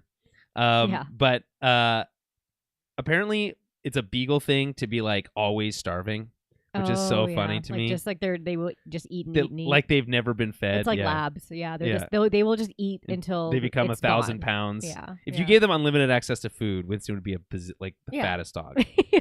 So I think that's just funny. He'll eat anything off the ground. He must have had like 2 or 3 treats off the ground today. Who knows what they were? I try to stop him, but he doesn't. It's like he's faster than I am at seeing it. Sounds like my baby. He's the same way. Just eats and eats and eats. No, he just like specifically likes eating things that are on the ground. Oh. And not that I like have a super messy like Yeah, but it's whatever gross to living eat off the space. ground. Yeah. Yeah, it's just like he has little baby snacks and he'll like prefer It's to like, like just put throw that on them the on the ground floor and then like first. find it later. And eat it. I'm like, That's funny. great. And I'd be like, what's in your mouth? And I'm like trying to dig in there to make sure it's not Yeah, I have to do that with the dog. paper or something that'll Yeah. hurt him. Yeah. That's funny. He took a bite out of a toilet paper roll like 2 days ago. Well, and you I'm got to like, know what it tastes like. Yeah, I was like, you're so stupid. It's also, but luckily those dissolve pretty easily. Yeah. Anywho, back outside, the assassin contacts Tantus to let them know that he spotted Omega. He's in conversation with Scorch. Scorch wants confirmation, but once he has it, he calls in a, quote, recovery strike team, which is very cool sounding, and reminds the assassin that Omega needs to be taken in alive, though the CX2 is less concerned about that, Yeah. as we find out later in this episode. Yeah, does not care. Yeah. Back with the captured clone, Crosshair is freaking out, basically. He's like, now that he sees him, he's like, we need to leave now. Yeah. Right? And so this is where, I don't know if you've been following, but there's a lot of theories going on about what the nature of this specific clone is and Crosshair's connection to him. Okay, to this act like This specific clone or the program in general, but the CX2 as well, more Okay. because he's alive by the end of the episode, so right. adds more intrigue. But one of the theories was that these clones are clones of Crosshair, but Oh. that makes no sense because you can't grow clones that fast, as far as No. we're aware. Or the one that I personally hate, and I almost don't want to mention, but it's like a lot of people are talking about it, which is that the CX2 is secretly Tech somehow. And I know that people want to believe that Tech is alive. I do too. Yeah. But that makes no sense. No. He doesn't even look like him. No. Remember that Tech looks different than the rest of them. Yeah, he's got a receding hairline. Well, I think there's more. I think he had a slightly different. But I know they all something. do look. They look different. Yeah. It's Right? Part So, of it. Yeah. I don't No, know. It's dumb. I think that one's dumb. No offense Is to it- those who believe that. I just think that one is not Is the it right because answer. of like the more like it seems like there's more animosity? Is that why? Or I guess, or maybe it's just like it would be more interesting from a like reveal perspective that this evil clone is actually the clone that we really liked all along. Yeah, no, right? I think that's silly. I also think it's silly. Because I know like that guy does have more of a reaction to Crosshair, but probably because he's like seen him around at the Right. Tantus and that kind of Exactly. thing, right? So, because what does he say? He says something to him about like, oh, you think If you want answers, why aren't you asking why him? aren't you asking him? Right, Yeah. brother, he Mhm. says, right? Yeah. And he like adds that extra like emphasis on the brother element Right, yeah. Anyway, this is intercut with shots of the assassin cutting power and the comms, as well as taking out at least one of Rex's team, but probably more, as well as stealing a vibro knife from one of those down clones, which is pretty cool. The knife itself, not clone CX. Anyway, Crosshair insists that he's lying, but the assassin says, "You're right about one thing. They are coming for you. They're coming for all of you." I paraphrase that a little bit, but yeah. So anyway, this is the moment where, anyway, actually I'll quickly mention this. StarWars.com mentions this moment in one of their articles. He says, "We won't be forgetting CX's laugh anytime soon. Part unhinged chuckle and part evil villain glee. CX1 knows the Empire is coming, and the bickering will only shave precious moments off of Rex and his team's chances of escape and survival. Yes, it's kind of weird that CX1 is laughing, even though the Empire is also coming for him, but he has undergone some pretty intense brainwashing." Oh, yeah, he doesn't care because he would have already offed himself. Right, if he had the option, he would have killed himself already. Exactly. Yeah, he's like, I don't care. Right. Yeah. So I think part of this is, like, sure, he says this stuff about, like, ask Crosshair more and all that other stuff, but, like, he's also trying to buy time. Absolutely, right? yeah. He's so trying to start fights and trying to, exactly. yeah, exactly. You can't waste really time. you can't really believe anything he says, or you have to take it all with a grain of salt. No. I do think it's cool though, where like Hauser goes to like put his hand on his blaster. Right. Just again adding tension there. It's a cool little shot. Anywho, we hear a rumble from a first explosion kind of further in the distance, and then we cut to the assassin blowing the charges on the ships, taking out more of the clones on Rex's team. I love how they like burst into action, then the other ship explodes. Yeah. It's like, oh man, poor guys. Rex at this point then calls for them to move out, but as Hauser opens the door, Clone CX2 snipes the other assassin, like right through the door. It's really cool. There's a lot of these like close calls with the sniper blast, which is, I think, sniping, like think of like Enemy at the Gates and stuff like that, where you have like these sniper battles, is so interesting as like a concept. So whenever you get anything like this and you get in like close calls, but then they turn and like you see the shot like still like burning, right? It's like that's cool. It just creates just a cool action dynamic. Everyone jumps into action here. I love how we have Wrecker shouting like, "We have a shooter here," and then even Omega gets into it, saying like, "Shots are coming from the back of the room." And Rex has Nemec work to get the comms back online, so he like sneaks over and is like pressing buttons with just his like hands. The assassin blows up the comms table, like shooting the power cable. Yeah. This injures Nemec. Fireball grabs his flamethrower to try to provide some cover as Rex grabs Nemec, rescuing him a little bit from a further shot. This works for a moment, but Clone X does get a shot in on Fireball, knocking him down, causing the flamethrower to heat up two thermal detonators on the ground. This causes a cave-in explosion and a cave-in of the room that they're in, with large pieces of the building, these boulders essentially, falling on Clone X, Fireball, and nearly on Rex, who retreats with the rest of the survivors, sealing them in a back room. Yeah, R.I.P. Fireball. Yeah, seriously. But he goes out pretty cool. I mean, yeah. Yeah. Guys with flamethrowers usually. They don't usually make it very long. Yeah. He's lucky he made it that long at all. Just then, two attack shuttles pop in from outer space, from hyperspace. I love when like we're in the midst of like a cool battle and then more ships like pop in. Yeah. It's always just like a cool sound, exciting. Yeah. Exactly. This is where on board, we cut to the interior of these ships. We see Clone Commander Wolf speaking with a commando, what we later find out is named Hilo or Hilo. Set blasters to stun. Our orders are to retrieve the target alive. This is the last time we've seen Wolf canonically since the Clone Wars episode To Catch a Jedi, which is, of course, when Ahsoka is being hunted on Coruscant. So it's been a while since we've seen Wolf. So pretty cool, in my opinion. Obviously, we don't know where he's not the clone that takes out. Who's his Jedi? It's what's his name? He's super cool. He's the one that discovered Ahsoka. Plo Koon. Yeah. Right. He's not the Jedi that took out Plo Koon, so we don't know where he was during that whole Order 66 sequence. Plo Koon gets taken out like in a ship. Yeah, he does. Yeah. Oh man, so tragic. bummer. Apparently, Dave Filoni asked if he could bring Plo Plo Koon back, Yeah. and George Lucas said no. Really? Yeah, Oh wow. he did. That's He rough. asked because like that's his favorite Jedi. Who is? It's everyone's favorite Jedi. Yeah, I think. he's like, but he did apparently put that ask out there if he could bring him back. Yeah, but George Lucas doesn't work for them anymore. They can do whatever they want. I mean, but they still have respect for Yeah, I know. his I'm stories, just kidding. and they've already brought back like they use Plo Koon all the time because remember Maul and- Luke. They stand in the script for Luke's return in Mando season 2 is Plo Koon. yeah, because that was part of it because they use the stand-in as Plo Koon to to kind of throw everybody else off, and then it's Right. not, but but Dave Filoni did ask. He said no. Well, it makes sense because he's his favorite Jedi. Yeah. He named the clone commander that works with him Wolf, which is his favorite animal. Oh, okay, So- yeah, that was on Adam, my partner, had our list of baby names. Wolf? Wolf was on there. Like spelled like this? Yeah. WOLFFE? With 2 F's, yeah. But we couldn't because he has a really good friend that his nickname is Wolf, but like just the normal way you Oh. spell it. It And I does just sound like couldn't- you were naming it after him. Yeah, That'd be weird. and I was like, it's too weird. I was like, if you and also, didn't that's have... not a real person's name. No offense. Wolf? That's not a human being his That's name. not a human being name.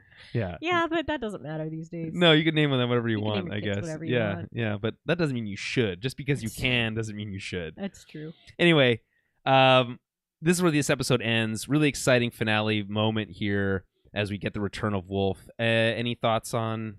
I was just pumped to see him. I was like, oh, okay, cool. We're like, I thought that we were gonna go not anywhere different, but I was like, oh, maybe this is like where he joins back up with Rex.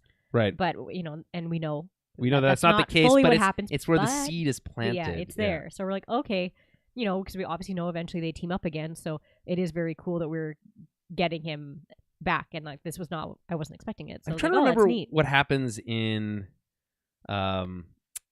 Rebels. Like, I know that Rex goes with them, but I feel like he stays back. I feel Wolf is like not interested. I feel like, Yeah, him and Gregor stay back.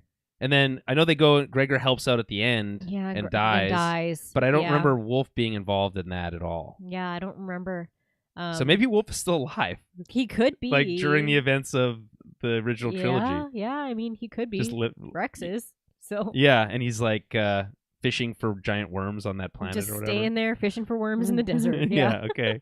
By Yeah. himself, living on like one of those original AT-ATs. Yeah. Or, man, what are they called? The three The six-legged walkers? ones. Yeah. I can't remember. They have a 4-letter combination. I just can't remember what they're called now. Mm. Anywho, that's Infiltration. Any final thoughts on that episode? No, I don't think so. It's just exciting. Like, Yeah. it was like full of good action, good suspense. It's, all around. It's fun. The second episode's more action focused. Yeah. This one has mostly like all the information that is conveyed to Mhm. the Bad Batch is Yeah. basically conveyed here. I very much liked, like, kind of already said, just getting to know more about these CX clones was really cool. Sure. So just, it's fun when you get new kind of characters like this. And I hope they bring him into the game I play. Galaxy of Who, Heroes. Wolf?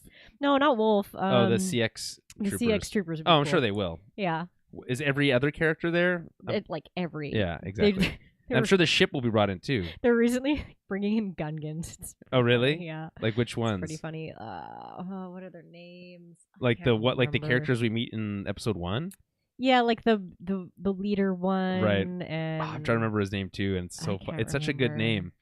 Yeah, but Um, it's just funny that they're yeah. bringing in Gungans, but it's like, I feel like they're running out of characters to bring into the game. Right. But so that's what I mean when we get some like cool Yes, obviously you're gonna get these. assassin. It'd be clones? cool if you got Awesome. like all like Greer and Fireball and all these other clone like Not- specifically named Yeah, ones. there That'd be cool. are like there are a whole bunch of clones, but it's like Are they named or are they just like their Yeah, type? like you have like the 501sts, and then there's like clone trooper. Like you don't have like and- Boyle and Waxer or No. anything like that. Okay, No, I disappointing. think that'd just be like too many.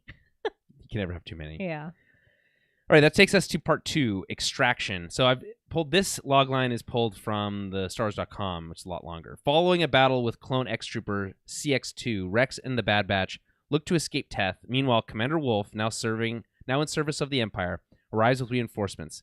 But he quickly clashes with mysterious CX-02 over how to proceed. It all leads to a deadly confrontation between Crosshair and CX2 and an impossible choice for Wolf, who must decide the fate of his old friends. That's a much... I kind of wish... I might just pull these up from now on. Those are much more interesting. Yeah.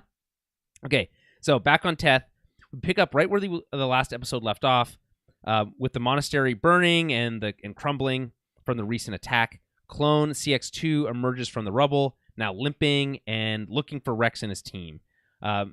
Rex and his team are trapped in the back room, and they reveal that there's a secret exit that leads down into a lower entranceway.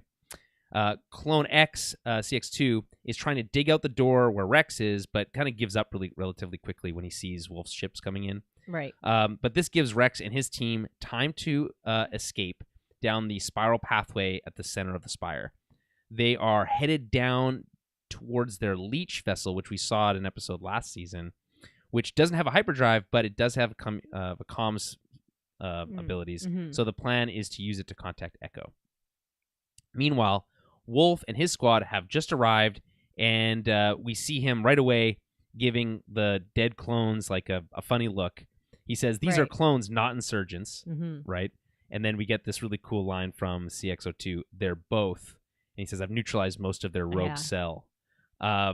Really cool, but I love how Wolf right away is kind of like now on his back foot and kind of like wondering what's going on. And I like that because it does show that kind of underlying like brotherhood and loyalty where they hesitate a little bit more, the clones do. Well, yeah, they're not willing to just go along with any order. And which makes sense why eventually the Empire probably pushes them out and just wants the stormtroopers because they don't have those kind of like older loyalties. I guess it's interesting because if you think if the lines from the Kaminoans in episode 2, Attack of the Clones, great name for a movie, but even though they only appear at the very end of the movie, they say that they're programmed to take any order without question. Right.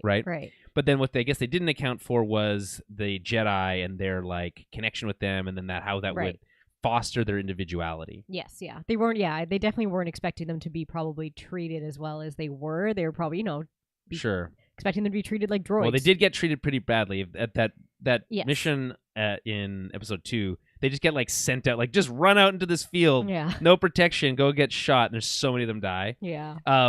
But I guess that's like the rogue factor in this whole thing, because I guess if the Empire had made clones themselves, I think they would behave much more closely than what we saw here. I don't think they would have had this natural inclination, especially, I think when you're dealing with someone like Wolf, who's been around for so much longer, and then obviously was with Plo Koon, who was a very caring Jedi, developing more of a, kind of a sense for right and wrong. Yeah. Well, that's when we see too with these like Clone X kind of guys, right? They were reprogrammed to be more of what the Empire wants. They want like more disciplined, more obedient, and to not have any sort of emotion at all. Yeah, but like when you recruit regular people, there adds so many more factors into like true. It could be anybody, and there's obviously a lot of like getting caught in the gears of how this all works. It's like you as an individual soldier can only change so much,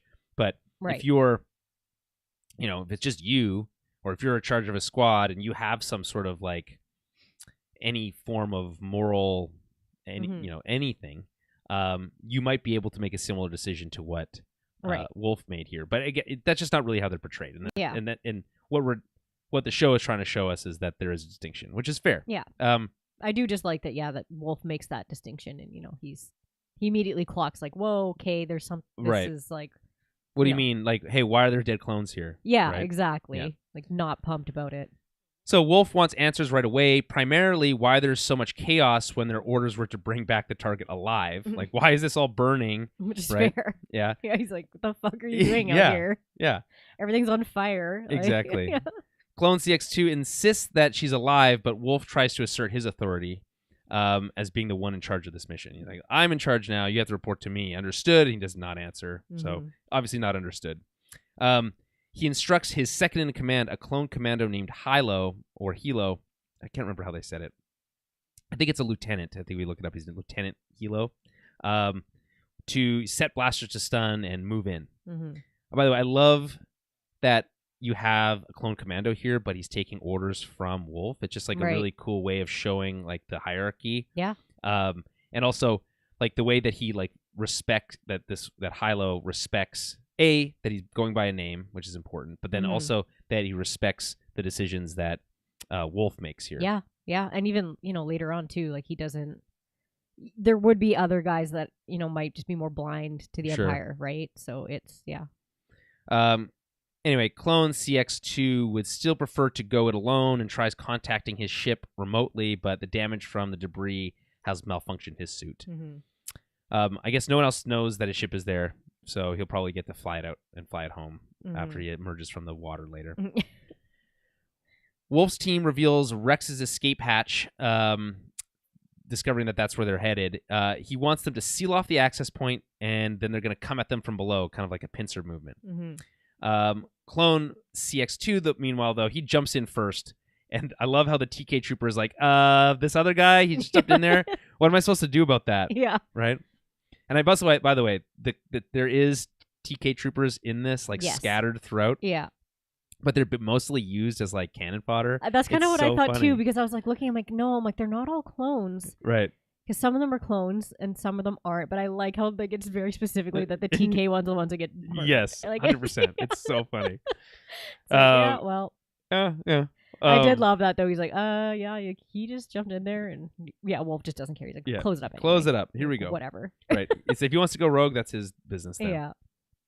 Yeah. So stick to the plan. He has them blow the entrance, and then they jump in their shuttle, and head down towards the other entrance. Rex and his team, meanwhile, continue to move while Clone CX2 rappels down to try to catch up to them. I just love how he's got every gadget you need. It's really cool. He's got everything you need except for like a rocket pack, I guess. Yeah. A jetpack. Crosshair senses something is off. He notices that Wolf's team is on the way up from the bottom, and at that moment is almost taken out by Clone CX2, who's shooting at him from the wire.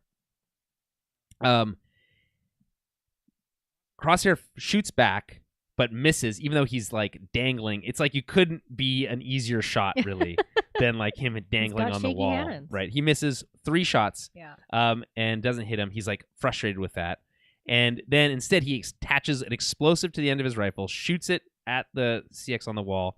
This causes an explosion and knocks him off of the wire, but he still survives. He like grabs onto a window. Yeah. How frustrating. But we need him to stay alive because they fight each other later. Yes. They make it to the leech vessel. Rex and his team do. I guess it's like in between the bottom and the top. So it's like hidden away in a crack on the spire.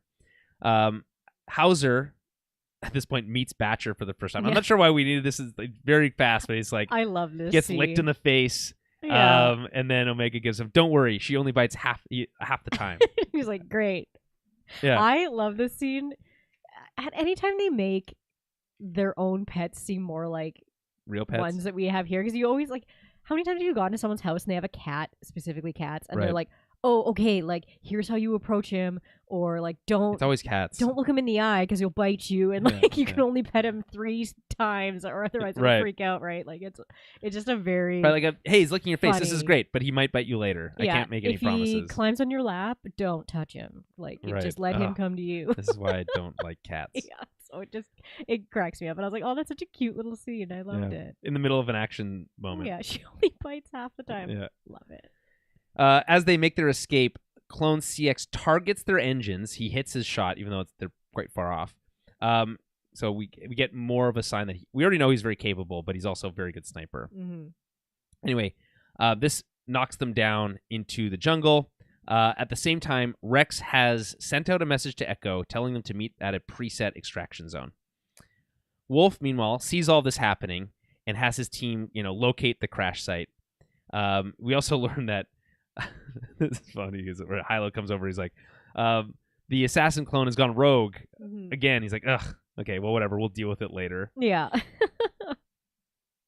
Anyway, he's mad at that same clone for taking unneeded risks and injuring the target. This isn't over. Right, yeah. Wolf's team returns to their shuttles and pursues Rex into the jungle. Any comments on any of the stuff that takes place in this Spire sequence? No, I don't think so. It's really good action. It's just a really not that it has high stakes, but it's just got it's got a Well, good feel to it, the good yeah. like suspense, and it's good elements too of kind of the conflict even between like Wolf and this clone X too. It's like It's a subplot of this Mhm. of this you're right, this Yeah. different interaction, something we don't normally see, which is individuals who are still on the Imperial side but like being rogue or whatever. Right, yeah, and it's like seeing the Imperials like bicker within themselves, kind of is an interesting Something thing to see too. we're used to, but not something that that Wolf is used to. Yeah, exactly. We see it all the time, like the kind of like the struggle for power, the infighting, and all that stuff that we see. That becomes normal as part of the Empire, but Wolf isn't used to that type of politicizing or political. And not that that's what's happening here necessarily, but it is a good example of how when you have conflicting motivations, Right. His mission is to, I guess they have the same mission, but they have different approaches. Different approaches, yeah, exactly. And it's just that difference of like, some of these guys aren't your brothers anymore, right? Right. Like they're not. Yeah, it's. But also, like, I don't think he knows much about, like, does he even know if this assassin's even a clone? I don't know. I probably doesn't. Yeah. Right. Anyway, in the jungle, Rex and the team make their way out of the crashed ship. Crosshair checks on Omega, making sure that she's got her gear, she's got her crossbow, and make sure that she, stays close in the jungle. As I mentioned at the top of the episode, she's annoyed that he's like being as kind of helicopter parenty as Hunter, her, right? But he responds with, again, that great line, which is, "Oh, I'm much worse." Yeah. Right. And I like how like this is clocked by Hauser, right? He's like, "Oh, interesting." Yeah, like their relationship is kind of clocked, and it's Rex says they need to continue on foot 5 clicks north. This is something, by the way, that Star Wars loves to do, just call things clicks because it's not a distinct. It's not meters. It's not kilometers. It's they use kilometers sometimes. Do they use kilometers sometimes? Okay, then it must be kilometers then, not. I'm almost positive that they use kilometers. They never sometimes. use miles. I think that was something they specifically don't. said they don't want to do. No. Yeah. But I'm almost positive I've heard them use kilometers. Maybe. Right. Yeah. But yeah, clicks. They always say clicks. Wolf's attack shuttle arrives quite quickly with Clone CX dropping in on a rappelling line. He finds the footprints and he starts tracking them. This is where he goes rogue. While Rex's team is moving, Hauser has a quick one-on-one with Crosshair. He says he noticed how he was with Omega and that he was different than he was when he was on Ryloth. Crosshair admits that loyalty was important to him. I think this is like a good, interesting character moment for Crosshair, which is to say, I think we knew some of these things already, but it's interesting to hear him voice it himself, which is to say, loyalty was important to him, but the Empire showed him how disposable he was. He says, quote, "With the Empire, it didn't go both ways." And if I'm being honest, I think there's a reality here that if push came to shove, the Republic also wouldn't have shown these clones loyalty at the end of the day. They almost, probably not. Like they were still ultimately being puppeted. There was a sense of loyalty amongst the Grand Army of the Republic and their duty, and with the Jedi especially there to kind of set a moral standard. But when if it was like they were up on trial, just look at Ahsoka when she was on trial, right? I really don't think that they would have got the benefit of the doubt. No. So no, probably not. It's a nice sentiment to believe that, oh well, it used to be better. Yeah. But yeah. In reality it might not have been. Mm-hmm. But again, I like how Hauser here is like, well, you're not the only one who felt that way, obviously. Yeah. Which is like I do enjoy seeing them find common ground. So it's, like Hauser gets it, and like Crosshair can see that Hauser gets it, and other clones are going to understand where he's coming from a little bit more. So it's nice to kind of see that almost like forgiveness factor. It just took Crosshair a little bit longer to figure that out than some of these other guys. Yeah, and like that's his whole arc. Yeah, and Hauser kind of hearing this from him, he's like, okay, I respect you and your decisions now. You believed. They were, again, I think this is important. Hauser was also loyal to the Empire at that time. Of course, yeah. Right? Mm-hmm. Until he wasn't. Yeah. Right? And I guess everyone has a different breaking point ultimately. Yeah. And, so him, it's like, okay, respect. I see you. And there's Yeah. like they don't do it quite yet, but there's a couple in this episode where there's like some cool like I see you nods. You know, it's like Oh yeah. Mm-hmm. the cool bro nod. Cool guy nods. Yeah, 100%. Yeah. Like It's no predator handshake. no, but, it's not. yeah. But it's much more subtle than that. Yeah. Anyway, back with Wolf.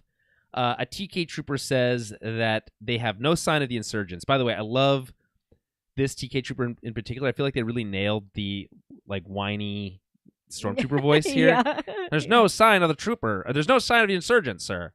Right? And anyway, he's probably one of the one that gets taken out pretty easily. So he's sent back to monitor the comms, and Hilo or Hilo, again, I think it's Hilo, also revealed that clone CX had gone rogue.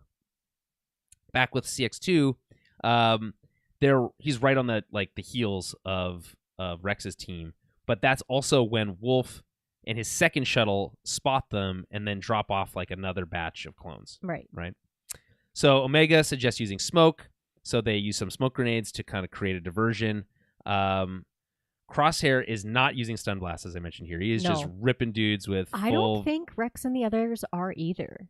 I'm pretty sure like Rex's team they're going full are all like not, because I was trying to like check that out, and I'm almost positive they were all using like non-stun, and then the other guys were using because stuns. they wanted them to be taken in alive. Yes, right? Yeah. And that might be true. I think it would be a good evolution. I think for them to be like, we're done with the with this. We're sick of being shot at. But no, you're right. Crosshair for sure was just right. Not. Yeah. I love when he shoots that pilot. Like he misses like 3 times, but then shoots that pilot and like right through the window. It's so sick. And then by the way, that's why when we get the Wilhelm scream when the guy, the TK trooper falls out the back, it's like wah! Yeah. Yeah. Gotta love a good Wilhelm scream. I do. It is good. More spam. I'm constantly being inundated with spam calls on my phone. I hate it. It's a scourge. Anyway, in the smoke, the batch takes out much of the clone squad. This is like their expertise, right? To like take out a squad like this in smoke, like that's what they were trained for, right? You get the classic Wrecker bashing 2 heads together moment, and then you have Hunter like using their own weapons against them, which is cool. We talked about Crosshair taking out the shuttle pilot and crashing the shuttle. At this point, they're clear, and they're not far from the landing zone, but this is when Crosshair spots Clone CX2 with his thermal scope. Speaking of Predator, this is like pure Predator vision. It is, Predator vision. Yeah. And I love this. Everything with Crosshair in this episode is cool because he's got these like super senses, right? Yeah. Like in the Spire, he's like, wait, and that's when he spots, Wolf's team below. And you get the sense that CX2 also has some of these kind of like same senses. Yeah. Right? To me too, it's not that the other guys wouldn't know this, but Crosshair was working with a lot of these guys too. Right. So I think he does have... He knows their tactics. Yeah, kind of knows their tactics a little bit more, and maybe it's just a little bit more in tune. So my theory about this whole situation, like what the connection is to these troopers, right, is that he trained them. That he trained them in their in the Bad Batch's special skills. Yeah, because it's weird that guy even knows who he is. Right. Like it's like, okay, how does he know who he is? But I'm like, yeah, it does make sense if you like help train them or and that would create a dynamic. I don't know if it's dramatic enough. There may be another shoot-a-fall here. Yeah. If there is some sort of like science of like, well, they extracted the essence from Crosshair and put it into these people. I don't know how that works, but I could see that also being some sort of like element of it.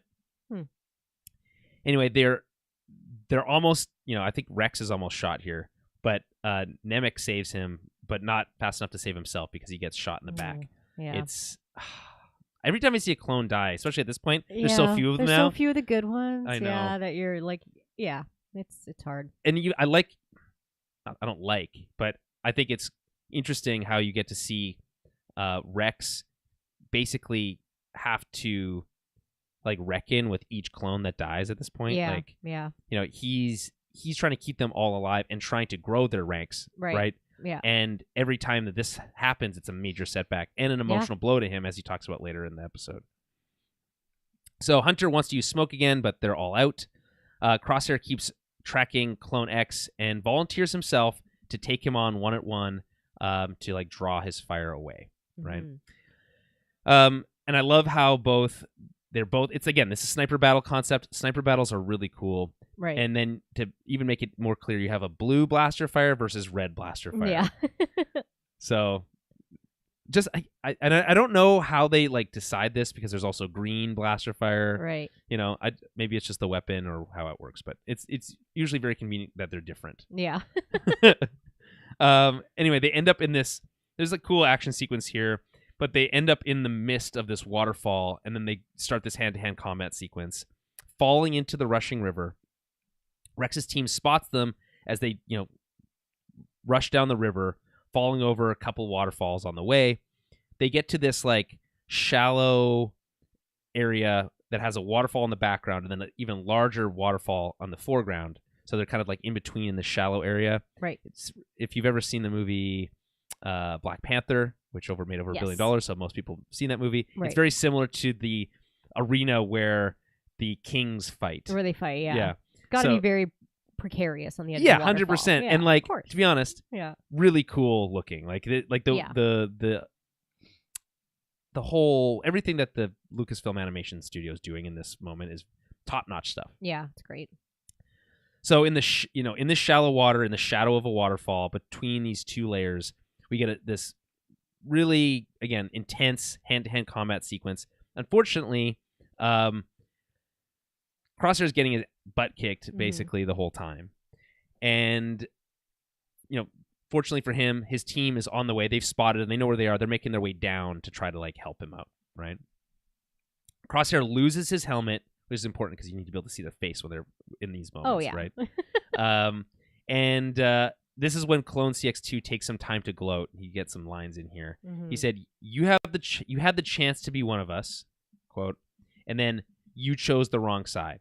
So maybe there's more to it than what Crosshair mentioned earlier, which is like, "Oh no, it didn't work on me," right? Quote unquote. Whereas maybe he was offered the choice and turned it down. Could be. I'm not sure how you turn it down and like. Yeah, I think they just make you. They make you. So it's like, but it does seem like there was more to it. Like obviously this particular assassin clone holds some sort of grudge or has some sort of opinion on this, and he's still alive. So maybe we'll get to know more at some point. Yeah. Any other thoughts from you? Like, what do you think is going on here? No, I like the dynamic, and I like that they kind of added this instead of this clone just being kind of unnamed and whatever.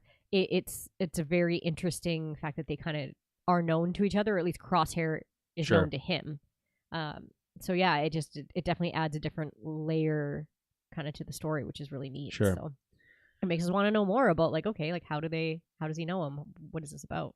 So in the StarWars.com stuff, they mentioned that this dynamic's interesting because it's like a shadow version of Crosshair, right? Where this is what he could have been. So it's literally him grappling or fighting, this other side of himself, right? That he had to grapple with, when he came back to the Bad Batch and stuff. So that's interesting. I agree. And I think that's a fascinating concept to explore here. Another thing that people mentioned online was that there's a little bit of a subtle, obviously everyone sounds the same because Brie Bradley Baker is voicing them all to some degree, but that there is a subtle similarity in the way that the Clone CX2 speaks and the way that Crosshair speaks. And obviously they have similar skill sets and similar gear and some of that stuff. So there is obviously more to this. I think we'll see more. Yeah. I think it's kind of like, because Crosshair he has a bad guy voice. Like, he just does. Yeah, it's true. So yeah, it is when you have other bad guys. It makes sense. Just people with raspy voices just automatically have bad voices? Yeah, pretty much. Yeah. So Clone CX is kicking Crosshair's butt. He's got his vibro knife. Crosshair is unarmed. He gets knocked over. This gives Clone CX the opportunity to try to drown Crosshair, right? So he's got him underwater. Fortunately, Hauser gets some stun blast in on Clone X. And this is interesting because why does he shoot him with the stun setting here, right? Right. He doesn't see you. He's killing one of your team members. Yeah. Why are you stunning this guy? Maybe he thinks if I stun him, he'll just fall down this waterfall and be dead for sure. But I don't know. It seems it's maybe plot armor. I don't know. Or maybe it was already set to stun and he didn't know. Whatever. Anyway, this saves Crosshair from dying.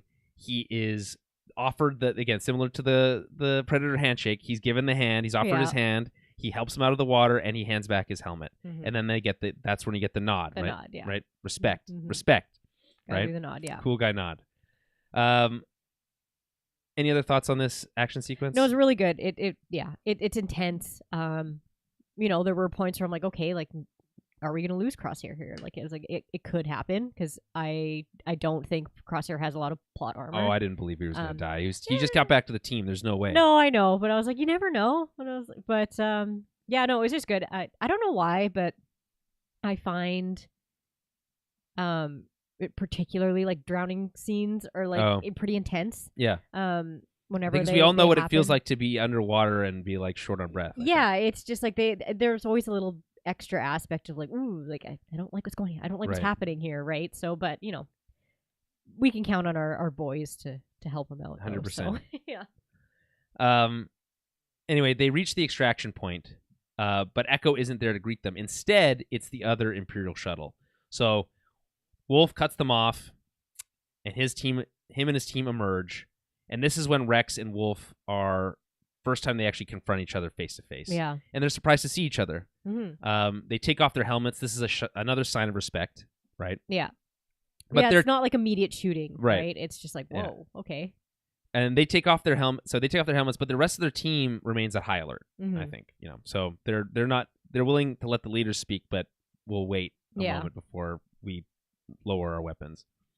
So Wolf thought Rex had died. The reports had said that he was killed in action, having gone down on an attack cruiser. This is, of course, a reference to the final episode of the Clone Wars. Yes. When he and Ahsoka have to escape that crashing cruiser. They go down with the ship with Jesse and all the other yes other clones. Yeah. Yeah, he said I lost a lot of good men that day and today. Mm-hmm. Right. So Wolf wants answers. He says, "Why are you here, Rex? Don't tell me you're here fighting against us." Right. Rex revealed that he's not there to fight them, but instead the Empire, who is, quote unquote, imprisoning and experimenting on clones. Right. He's killed others, or they've killed others. This is classic. Wolf doesn't believe that. He says that they would never do that to us. Empire would never do that to us. Right. Right. Yeah. And again, StarWars.com, if I continue quoting them, says that Rex is a little disheartened here because he even feels like his old friend Wolf has been twisted a little bit by the Empire. Right. Because even if he's saying, okay, they would never do that to us, it does imply that he knows that they're doing that to other people. Yeah. Right? Which you would wonder why he would let that happen, which is ultimately what Rex does here. So Rex says, well, if you don't believe it, I have people here who have, specifically mentioning Omega. It's interesting that he uses Omega here because he has no idea who she is, right? Right, but he does know that he's there to capture her. So, right. It makes sense where he'd be like, you're here to catch this person because she knows things. Right. Right? Yeah. So, anyways, she says that that's what's been happening. It's what's been going on Tantus. Mm-hmm. Rex then tries to appeal to Wolf's better nature, saying that, he can stand with them, but it's not enough, not yet, anyway, mm-hmm. right? He wants Rex to hand over the girl and promises that they'll have a fair trial, which, again, no. He doesn't have that ability. He doesn't have. He still believes that he has that kind of pull, but he doesn't. Yeah. And again, this you might have had that with the Jedi, but not now. Again, even then, I still feel like back in the Republic days, if the Jedi weren't directly involved, they wouldn't. There was almost certainly, other political motivations that would have gone into that stuff. So I don't think that even at a commander level, they would have been able to guarantee that. No. Right? It's out of your hands at that point. Right?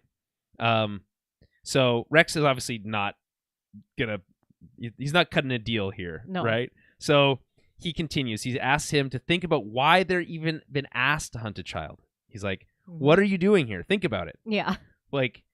There's a 10, 12-year-old kid here who you've been tasked with retrieving. Why is that? Yeah. I know you've been trained to, not question orders, but think about it, right? And then he tries to appeal to him as the clone brother that they are, right? Mm-hmm. He says, do the right thing, right? I know we are brothers, do the right thing, right? But then, just then to complicate things, Echo's ship arrives. Gregor's there to take in the whole scene. I like how Wolf, takes time here. He thinks, he waits. Hilo wants orders, But Wolf has the team stand down, and then Rex and Wolf give each other, like, again, the cool guy nod. Yeah. Right? Mm-hmm. Rex is able to leave, but not before he gives them kind of like a final, like, look. Yeah. Right?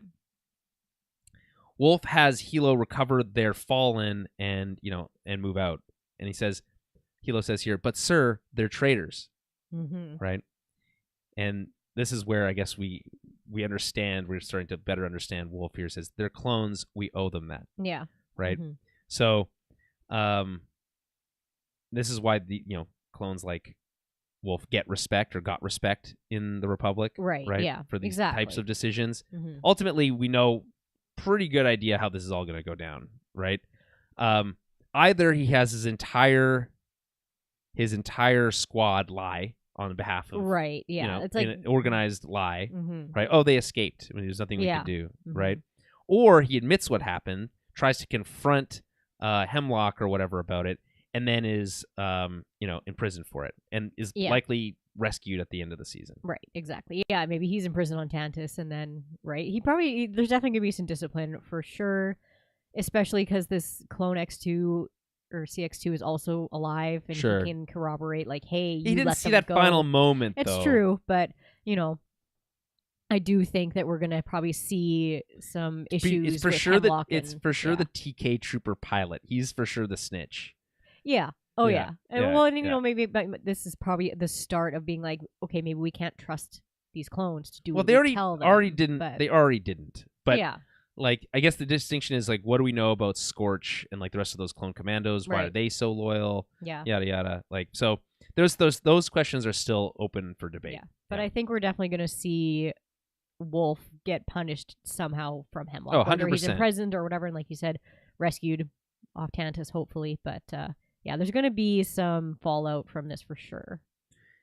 Yeah, and then Wolf and his team go back in their ship, and then there's a bit of a mess up here in the animation because there's a floating clone helmet in the background. What? Really? Yeah, I it didn't looks like there notice. should be a body of a clone underneath it, but it's just his head, which is funny. It's in the background. I saw it on Twitter, and then I saw it again. It's like it hadn't been fixed. I don't know if they'll fix it. This is one of those things where, like, do you go in and fix that? Maybe you do. I don't know. It's animation. Maybe different. Like, remember when Game of Thrones had a coffee cup in the Oh yeah, in the there's shot? been like lots. Even Right. what was it? Even Mandalorian had a few where it's like you can see a guy Guy's in blue his jeans. like blue jeans or Yeah. someone's watch. Yeah, there's always a bunch Right. of stuff like that. So, like, but- how much of that stuff do you go in and fix? I think, Yeah. generally speaking, Star Wars is not afraid to go in and fix stuff. So, Right. yeah, we'll see. So then we cut to the pool at the bottom of the waterfall. Clone X CX2 emerges from the water. He's alive. The synthy score plays. We get the, bump, bump, bum moment basically there. Again, we don't know what that get means for the future. Anyway, final scene here in hyperspace. Aboard Echo's ship, the team is recovering. Hunter apologizes to Rex about the loss of his men. He says, quote, Rex does, I thought the end of the war would mean an end to losing more of our brothers, but I was wrong. Mm-hmm.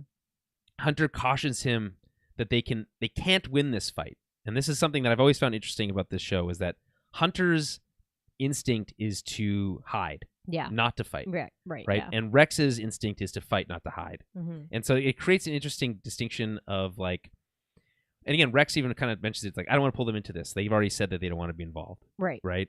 And he respects that, which is interesting. But he doubles down here, saying like, his exact words are like, it's too, I can't quit now. Right. Yeah. Of course. And I can't walk away, at least not yet. And Rex reminds Hunter that they can't walk away either, not until they know what the Empire, is after with Omega. Yeah. Right. Mm-hmm. Who, by the way, is sleeping peacefully next to Batcher. It's very cute. Yeah. Rex thinks that Omega is vital to whatever they're doing on Tantus. Says that Hunter needs to find out why she's so important to the Empire if they're ever going to truly keep her safe. Mm-hmm. Hunter ponders this before we cut to credits. But this, I think, this last statement from Rex is the thrust of the final parts of the show. The rest of this entire series hinges on this concept, right? I guess in theory, if the work on Tantus is secret enough that no one other than Palpatine knowing the basics, right? The overall arching basics of what's going on here and not the details. That if if they can destroy that research and destroy Tantus and kill Hemlock, then there's no one left to know that they're alive to go after them. Yeah, right? That's true. In theory. So we have to believe that that's kind of, for now, until we receive new information, that's kind of like, again, the main thrust of the rest of the series. Right, yeah. And that's it. Any final thoughts? No, I'm just gonna say, like, I enjoyed both these episodes a lot, and I felt like there's some really neat aspects to them, and like you said, it is moving our story forward, but then just kind of adding a little bit more too, right? So there's going to be a little bit more with Wolf and that storyline too. So I'm looking forward to kind of where they're going with the rest of this, and it's nice getting to kind of still explore the differences between like Rex and Hunter too, and seeing like why, Hunter's just used to being with the Bad Batch, right? And they're outcasts, and they've always kind of been on their own, even during the Clone Wars. So he doesn't really have that same kind of loyalty feel to the other clones that Rex does. So I think those are interesting things that we're kind of going through with them. Well, right? I think that'll be how we get to the point where they go their separate ways at the end of the season. Yeah, for sure. The end of the series, right? Rex is going to either go off into retirement with, hunt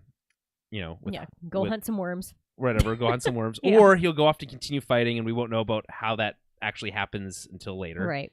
And that, Hunter is going to be, ready to retire. Right. Yeah. And presumably that'll be the case. I mean, who knows? Ultimately, we don't know yet. But there's still lots of possibility for some twists and turns along the way. Okay, so what is next week? Next week is, I'm assuming, a single episode drop.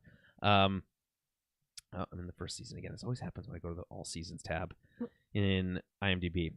Okay, so next week is called Bad Territory. Oh, okay. And it's a single episode that'll be dropping on Thursday. On Wednesday. We'll be reviewing it on Thursday.